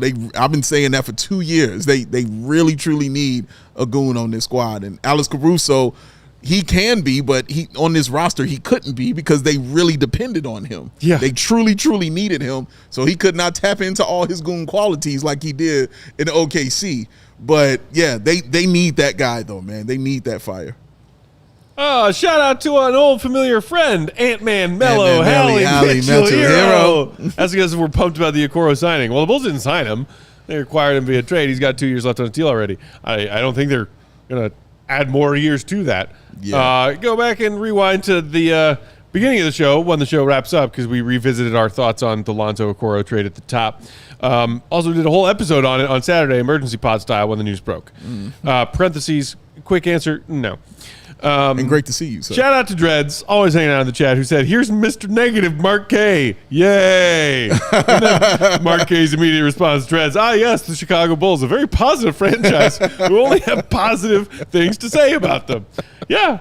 Guys, he just walked in the door. Where's the sunshine and rainbows? He just walked in. We're talking about the Chicago Bulls. A truly great franchise spanning the last quarter century. Yeah, it's been tough. It's been a little difficult. Any other names? Another name I noticed he threw in there, was Quentin Grimes.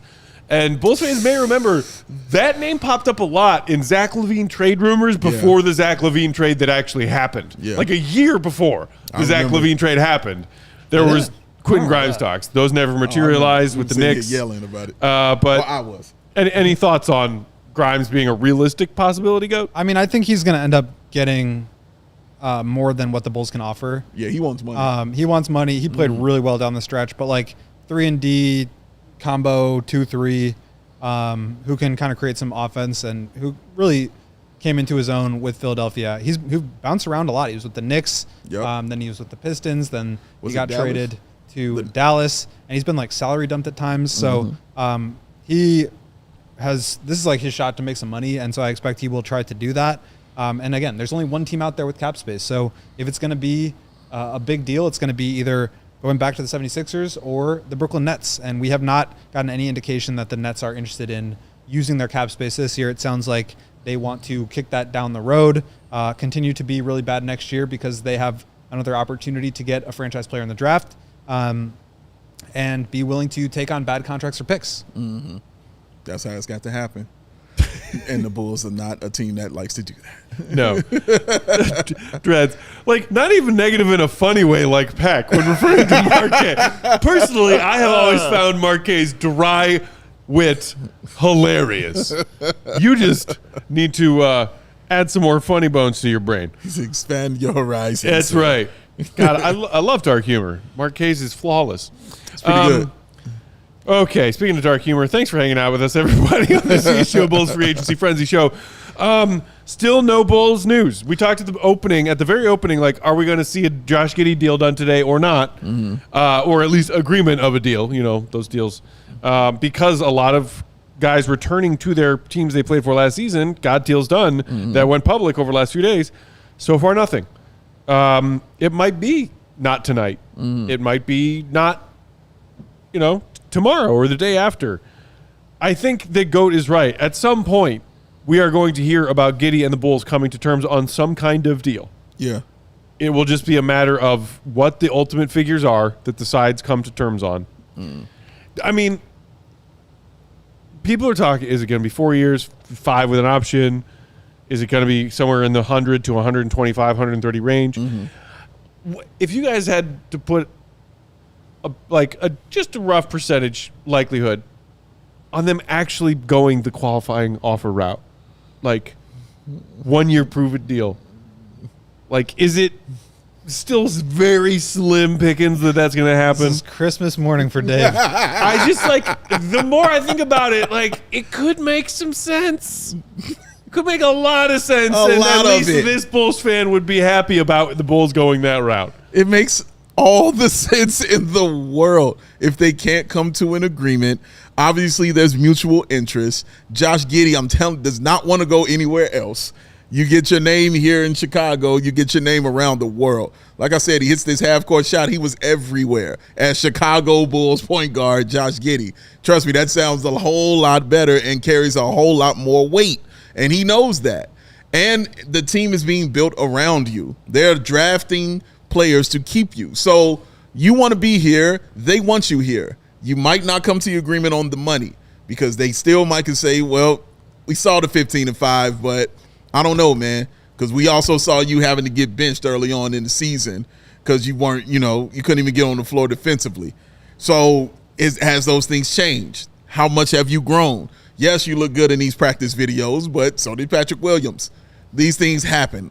So it can definitely change. And he can also counter by saying, look, guys, I know I've gotten better. You can look at the results right there. I told you what I wanted to get better at, and I went out and got better at that. And I'm going to do the same thing in this offseason. Then you hit them back with 2 words. Prove it.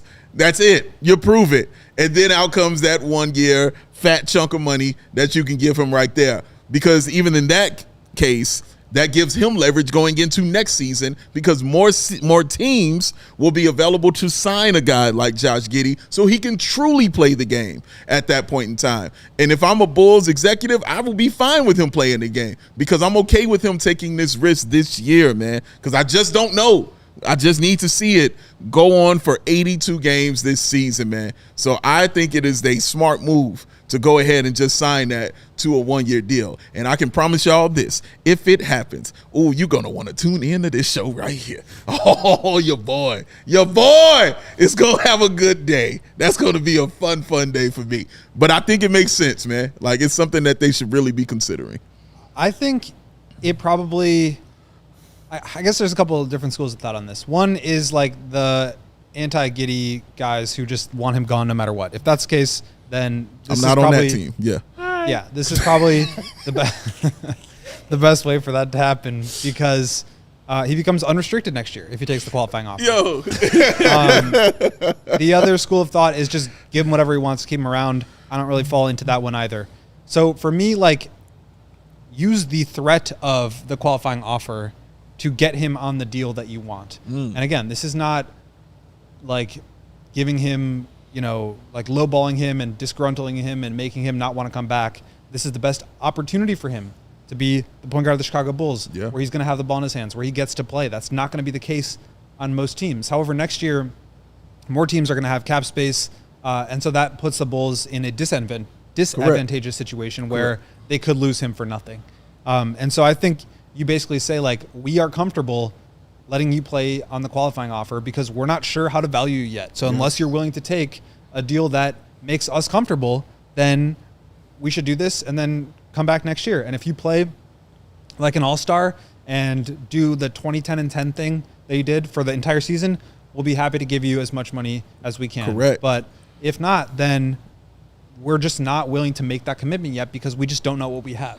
And so I do think it behooves Josh Giddey to say, okay, my options are $11 million and taking a huge risk or $100 million and I can sign here and be the guy for the next 4 or 5 years. So that's how you get him on a deal that feels more comfortable to you. And it seems like, I don't want to make any grand proclamations yet, but it seems like the Bulls are at least negotiating that right now and not just giving him whatever he wanted before the bell of free agency even started. Another name goat that I noticed in your write-up of just potential names to keep an eye on, Bubba Baba in the comments said, what about taking a flyer on either Caleb Houston or Jabari Parker, 2 young players who have improved shooting?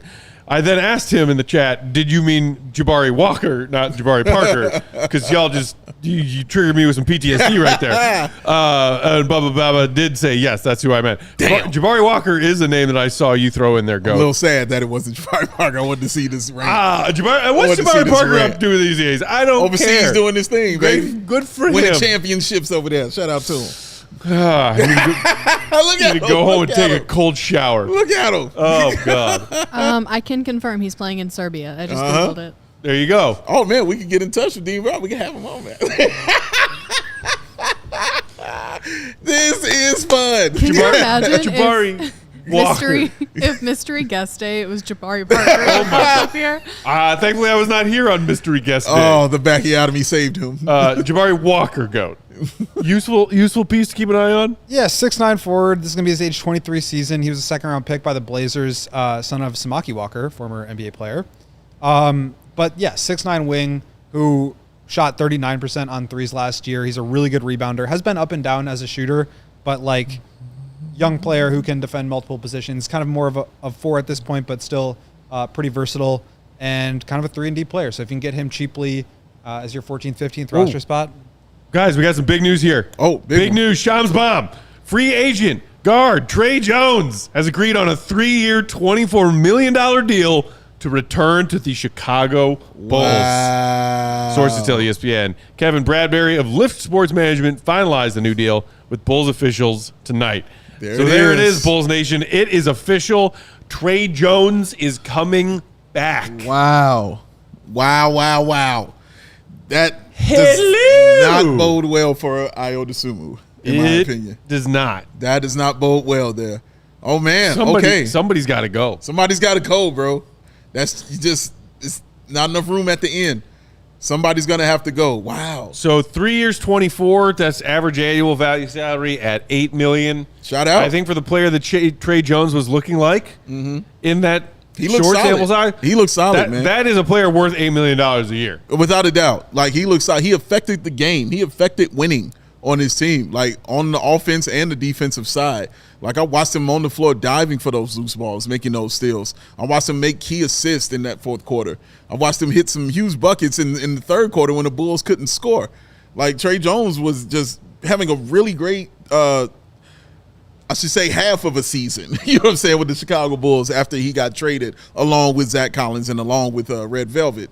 But, yeah, he seemed to fit in nicely with what the Bulls like to do, because this is a guard-friendly kind of offense. Yeah. So, and he's a perfect backup kind of guard. So, yeah, I appreciate him saying, hey, I'm comfortable here. It's all right. I thought he was going to be gone, free agent, because I thought he was going to really get paid and get some money, like, for real. But obviously he likes it here. He wants to continue to stay here. I mean, welcome to you, sir. Now, does that come with the always prevalent player Shams' initial option? Tweet report had no mention of a player option. Okay. We'll see if there's a follow-up tweet. We'll see. We'll see if it's there. But yeah, I'm curious to know what the structure of the deal is. Obviously, as D'Angelo Russell here just signed with the Mavericks. Saw that coming. Yeah. We saw that one coming. Mm-hmm. You know, I'm curious to know, like, what other market there was out there. Obviously, Russell to the Mavs had been rumored. That was one of the point guard needy teams.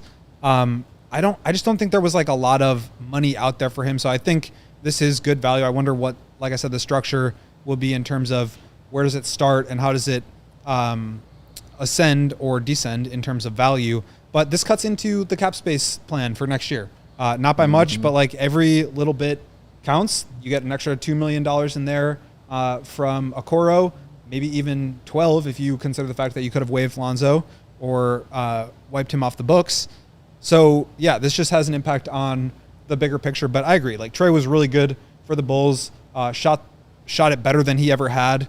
But it's just like a mistake-free player. Like, he's going to come in and help some of the younger players get better. He was really good in the Bulls' defensive zone and talked a lot about how he was really able to make an impact on that end despite being like 6'1". So I really like Tre Jones. He was great in the locker room. He was great to talk to. And I think he just immediately felt comfortable in the Bulls system. And we know, like, the Bulls really liked him. So it does not surprise me. As I said before, I expected this to happen. That is the number around where I expected. I was thinking maybe like something closer to the taxpayer mid-level, which is just about $6 million would have been better, but $8 million for a third or fourth guard is not bad at all. And I just kind of wonder what it means for the rest of the roster. Obviously, Giddey's still out there, but now you have 14 roster spots full. Yeah, man. And again, my mind just goes straight to Dosunmu, man. That's exactly where I go. Like, Tre Jones, you see him fitting in, like, yes, backup point guard. He's a guy you bring off, to back up a guy like Josh Giddey. And matter of fact, a guy you can play with Josh Giddey, because we saw that last season. They can definitely play together, and he could definitely play the one while Giddey plays the off guard and just kind of floats like that way.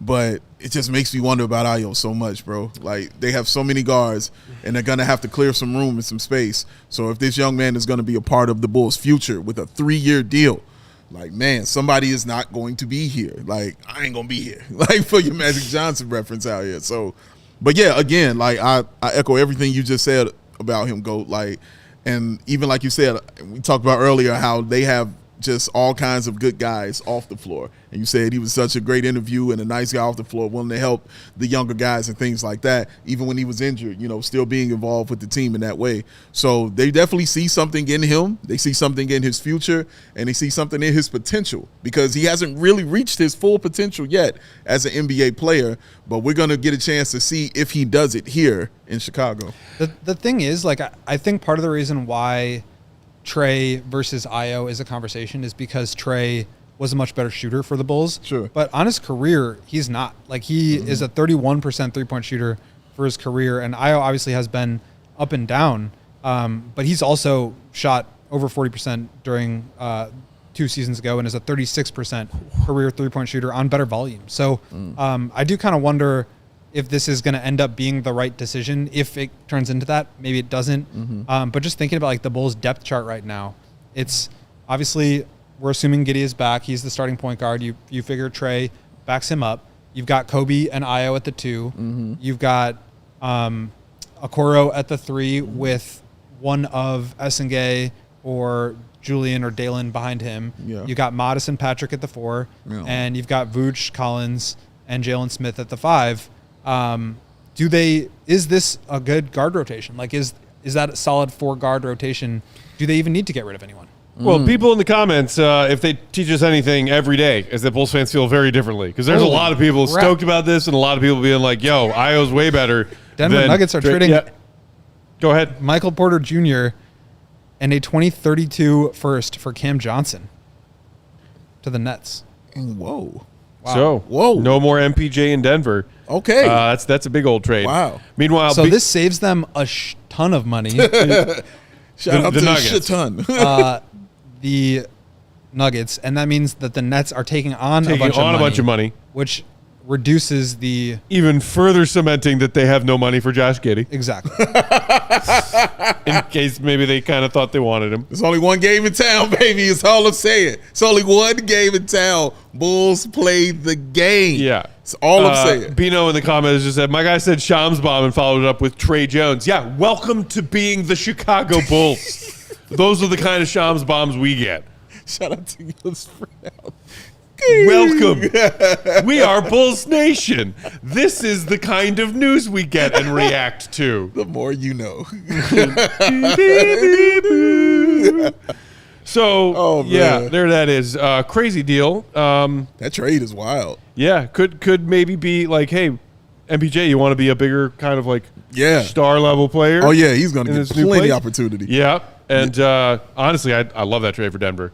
Not just the money element. Yeah. Cam Johnson. Oh, my God. Another bucket getter out there. Dude, Young's about to average 20 assists. Dude. Like, oh, my God. Seriously, bro. Okay, we're heating up now. Tre, who was it? I just lost it. Ty Jeremy. Ty Jerome. Ty Jeremy. To the Grizzlies for 3 years, $28 million. Ty Jerome. Romy Rome? It was Okay. widely speculated that the Cavs were going to lose him. And My man, thus, Ty like, Jerome. they made the Lonzo move because they thought that they were going to lose Ty Jerome. Correct. That's your guy, Dave. That's my guy. Main man. Ty Jerome, baby. Also a client of Marty Bartelstein. Not the Bartelstein. Not the Marty Mark. Not the Marty Mark. Mark Ty Jeremy. Bartelstein. Painkillers kicking in. That's it. I haven't even taken any today. What? It's just got free agency slappy sillies. Okay. But that means you're getting better then. If you a little better, say. You're not taking any painkillers yet. Well, no, they switched me from painkillers to something else like a week ago. Okay, all right. So it's not painkillers, it's nerve-altering medication. Oh, okay. Ooh, that's fun. Yeah. less fun than painkillers. This twitch right here, Dave? Yeah. You should have seen me at the PT's office earlier today. All kinds of muscle twitching going on. Onward and upward.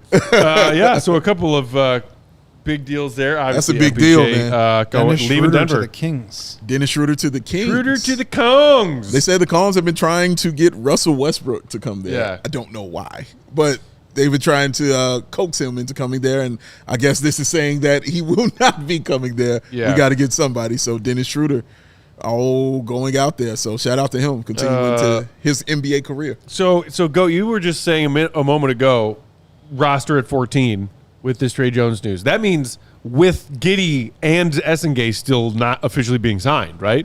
That's what you were saying? No, assuming Essengay signs, that's 14. So assuming Essengay signs, that would put them from 13 to 14. Right. And so now Giddey would be it.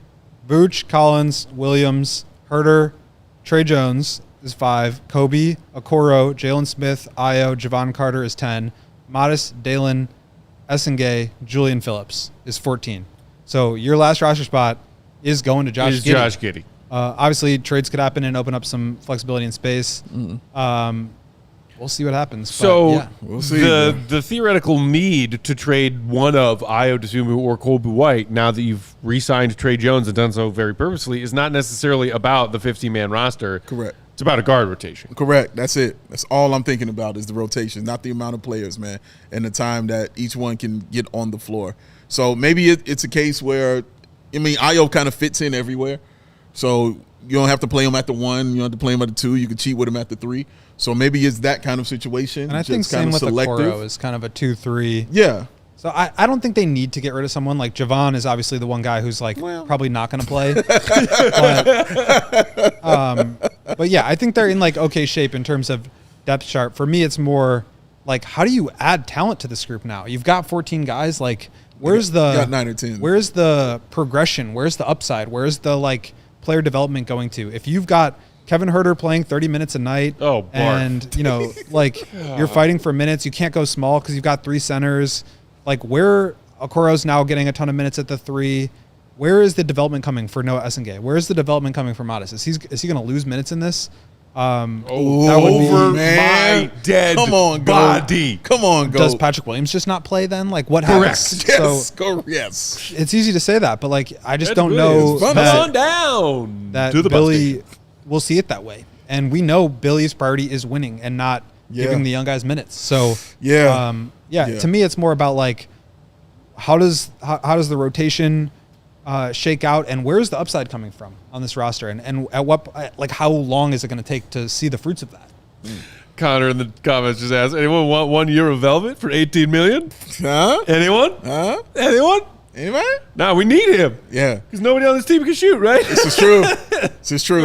He is vital to the Bulls. Oh, he is vital to the Bulls and what they are trying to do. Absolutely, man. So, and he's another guy that can play either at the 2 or the 3 for this roster. So, I don't know. I'm just thinking about lineups, you know what I mean, and kind of how things can kind of fit, like a Tre Jones, a bench lineup of Tre Jones, of Ayo, Kevin Herter, you know what I'm saying, or Julian Phillips or Dalen Terry, where they minutes at, you know what I mean? I think that the acquisition of Okoro and the drafting of Essengay is a vote of no confidence in Dalen and Julian. I just don't see where those guys get minimum. Where do they get minutes? Interesting.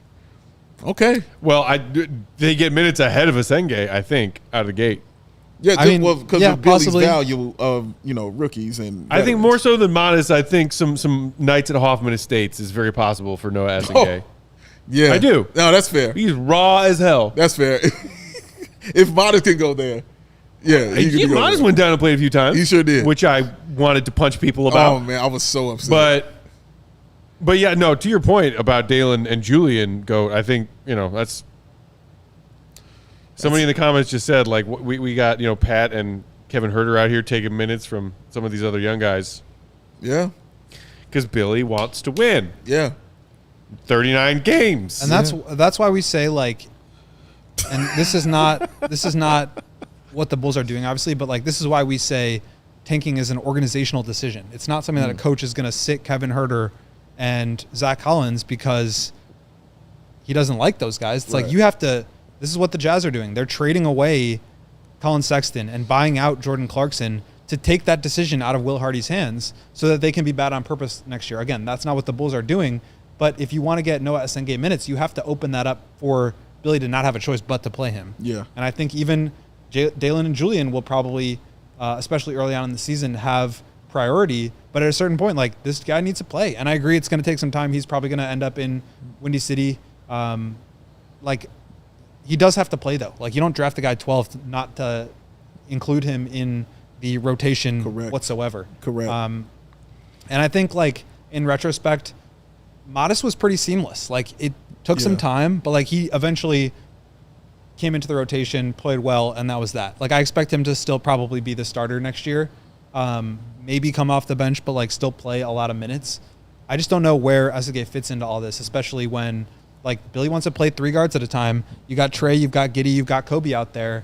Now, where do your wings come in? Like, now you're squeezing Dalen and Julian and Essengue even more. Yeah.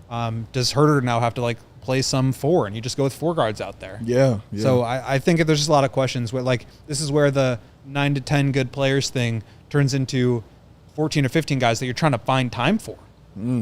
Yeah, and obviously we know it's a long season, you know what I'm saying, God forbid, but injuries do kind of happen to certain players and things like that. So we'll see how it works out. But yeah, just looking at it on paper, I think you're definitely hitting it on the head, Go. Like, it is very, very difficult to get that kind of time for those guys on the floor. And yeah, I think this is going to make Summer League a little more essential too as well.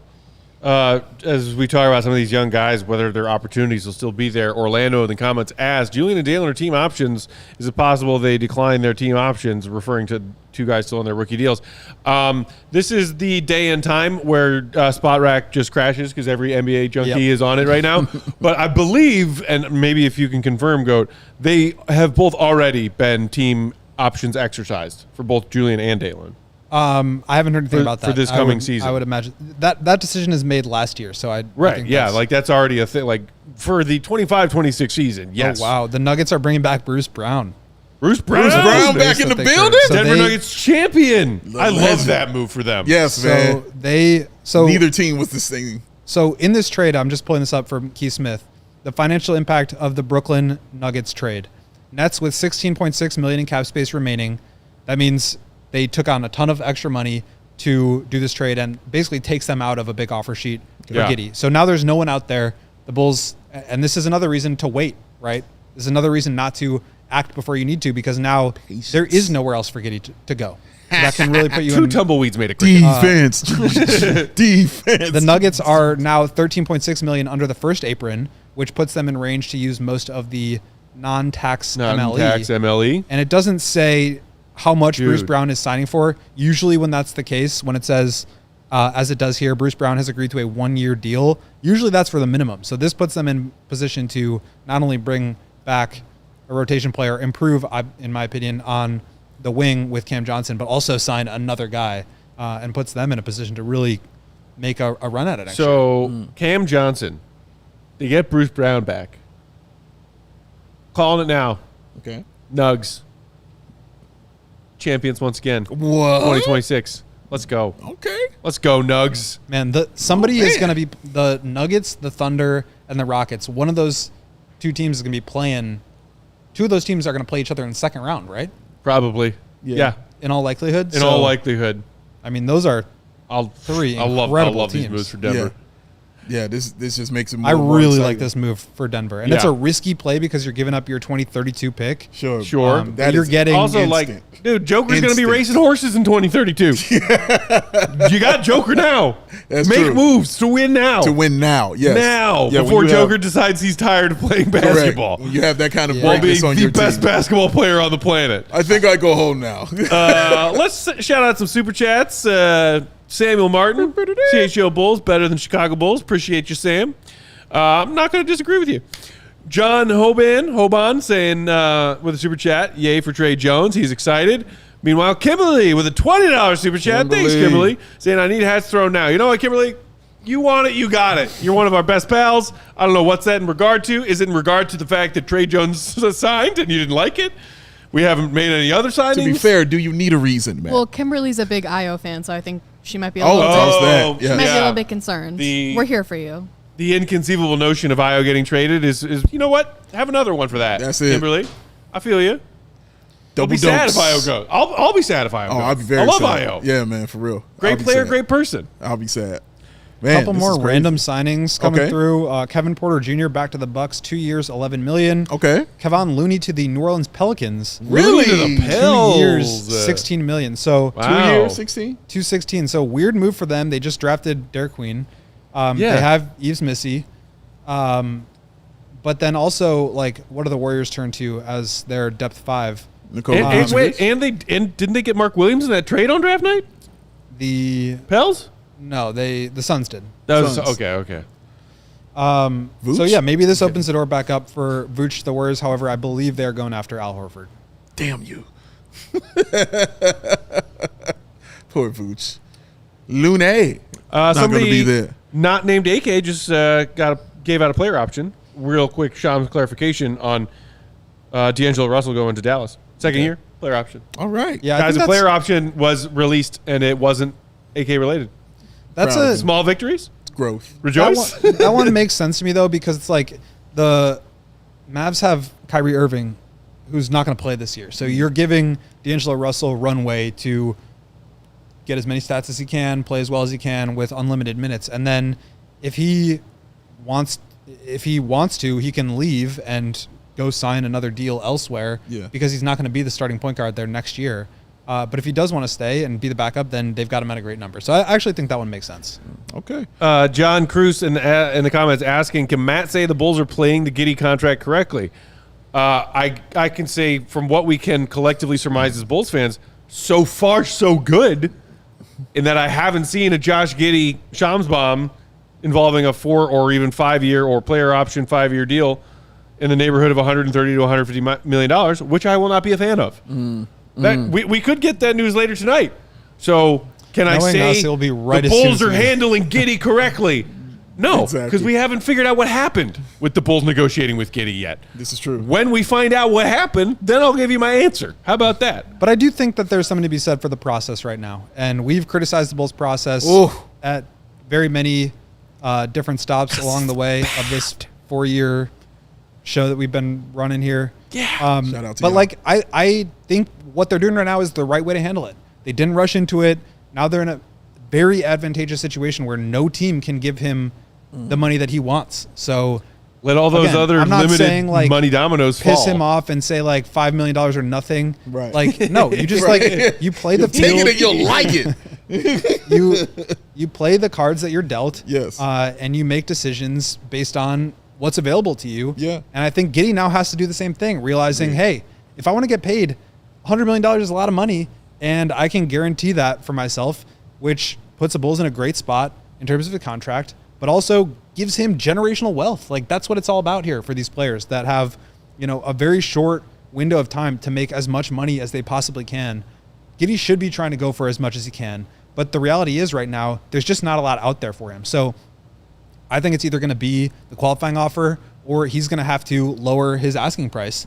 And whether that's down from 30 to 25 or 25 to 20 or whatever it may be, like, I don't see how he comes away with the high-end number of what he wants right now because the market just isn't dictating that for him. Sorry. And that's too bad. Like, for him, it really is too bad. Bulls play defense. Apply the pressure. It's all I'm saying. I don't mind Giddey coming back. Hi. But I'm saying apply the pressure and play the game correctly. Like you've said, criticize the process a million times. Just recently criticized it as far as the Lonzo Ball and Isaac Okoro trade. Definitely have done that. I would love to give you some praise with how you are handling or will handle this Josh Giddey contract. I would love to sit right in this seat with a fresh new hat on and some dope-ass shoes and tell you guys, yes, you did the right thing in this instance and what you did as far as you approach this contract with Josh Giddey. He's got nowhere to go. Nowhere to go, all right? He's got one place, that he can go and get his money, and it's the place he wants to be at anyway, and it's the place you guys want him to be at. Just be fair about it. Don't overdo it. Just be fair. And I think the praise should also be, reflective in the grand scheme of praises and criticisms. Like, should be on par with the amount of good versus the amount of bad.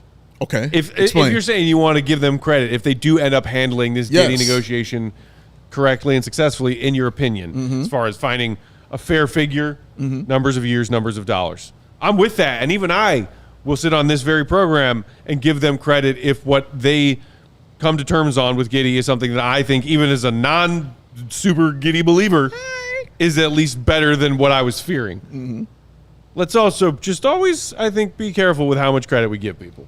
Well, sure. It's not like absolving them of every other. It's like, I'm not doing that. Shout out Dumb and Dumber. You drove a sixth of the way across the country in the wrong direction, Lloyd. But hey, you saw that the Slim Jims are on sale. Good job. I'm not saying like they are. First of all, nothing has even happened yet. They could give him $35 million a year, and then it would make even less sense, and we would look what it did to you. and we would talk about it. Yeah. But I mean, based on the process, the way that they're handling it right now, and a lot could change based on what the actual number comes in.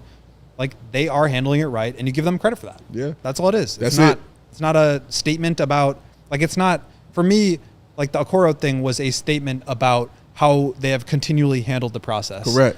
This is not that. This is, they're doing the right thing in this moment. Yeah. And that's all we know so far. And that's all we know, and that's all I'm going to go off of, is what you have done within the moment in this trade. Because it's honestly the biggest one.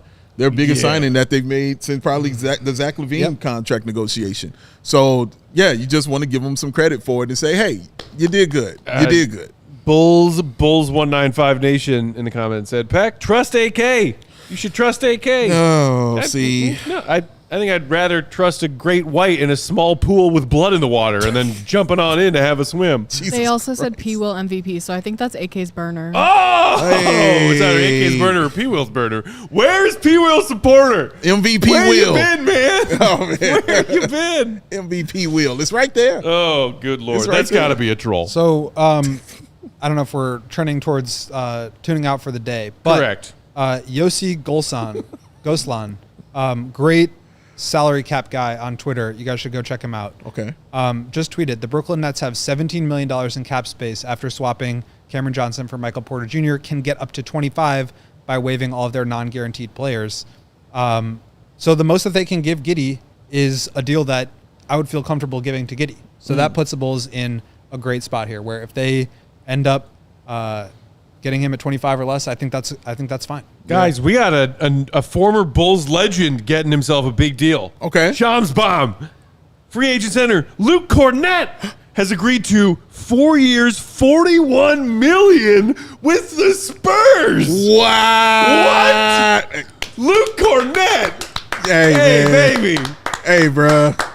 Shout out to Cornets, man. Oh, my gosh. And shout out John Sabine. Wow. That's money for Luke Cornett. That is some money, bro. And you know what? His agent, Max Whipking, I don't know if that's how you pronounce his last name. That's what we're going to do. WIEPK. We're going to whip it good. Whipping votes and whipping money for his client. And the Celtics are stripping it down. Man, dude. Yeah. Also, you know who played for the Spurs? Robert Horry. The connection, ladies and gentlemen. Oh, well God. done. Oh, God. Oh. Bald-headed menace was so close to that ring, Dave. So close.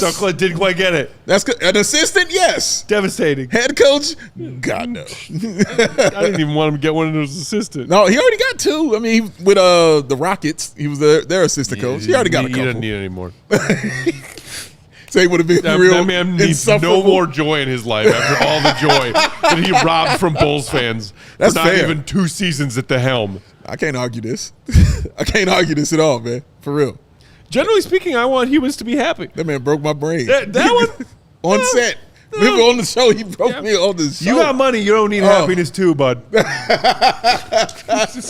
And it starts today. Criminal. It starts today. All right. Well, yeah. So our plan was to start at 4:30, lead up to, and then cover the first hour of free agency window being open. We actually ended up going for a full 2 hours. Mm-hmm. It is now 6:30 here.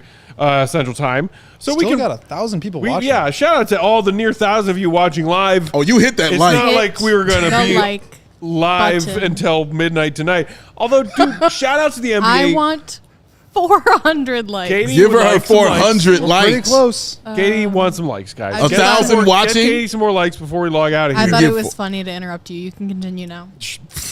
Whenever you want to. I do think the league made a wise choice a few years back now when they got rid of the stupid, like, hey, it opens at midnight Eastern time. Yeah. Like, why? Why? Especially when the reporters and all the junkies are going to be glued to their phones and computers Right. at midnight. Right. Or at 11 p.m. Central. Just push it back to a Just, normal, yeah. reasonable hour. Let them get a night of sleep. Seriously. You know what I'm saying? I love that they did that. I do too. I think it was a smart It was decision. overdue. Yeah. But good move, Adam Silver in the NBA. Yeah. Amidst some questionable ones recently Yes. in other regards. But yes, it is nice that we get to do this in the early evening hours now. Yeah, because then we get to And- do shows like this. Right. Look, just as we did on Saturday when the Lonzo Okoro trade went down, if there is other breaking news, headline most likely at some point, a Giddey trade in our non-scheduled showtimes, we will do our best to hop on as soon as we can and have another emergency pod for y'all. If nothing happens big Bulls-wise between now and tomorrow, then we will be here at our normally scheduled 4 p.m. Central start time. So perhaps sayonara until then. In the meantime, read Goat stuff, including that latest free agent targets. Some of those names are off the board as of this afternoon, but some are still there. As is AllCHGO.com. Clint Capella off the board now. Clint Capella Capella. gone. Back to the Rockets. Back The to Rockets. the Rockets again. Look Oh, at the Rockets doing things. it's starting. Read his stuff, allchgo.com. Become a diehard so you can read all of it and the very best of it, including this free agent coverage. Follow him, Will_Gottlieb. Big Dave is a bow, BAWL Sports. I'm CHGO. Nope. I'm Bulls_Peck. We are CHGO_Bulls. Shout out to the queen of the controls, Katie Duffy, working hard today. 2-hour show at the end of a long day. We will be back tomorrow, if not later tonight or earlier tomorrow morning, 4 p.m. Central. We'll see you then. Hit the like, subscribe. Shout out to 85K. See you, Reb, be good. Walter Scott Jr. Rest in love, brother. Peace. We all silly like the mayor.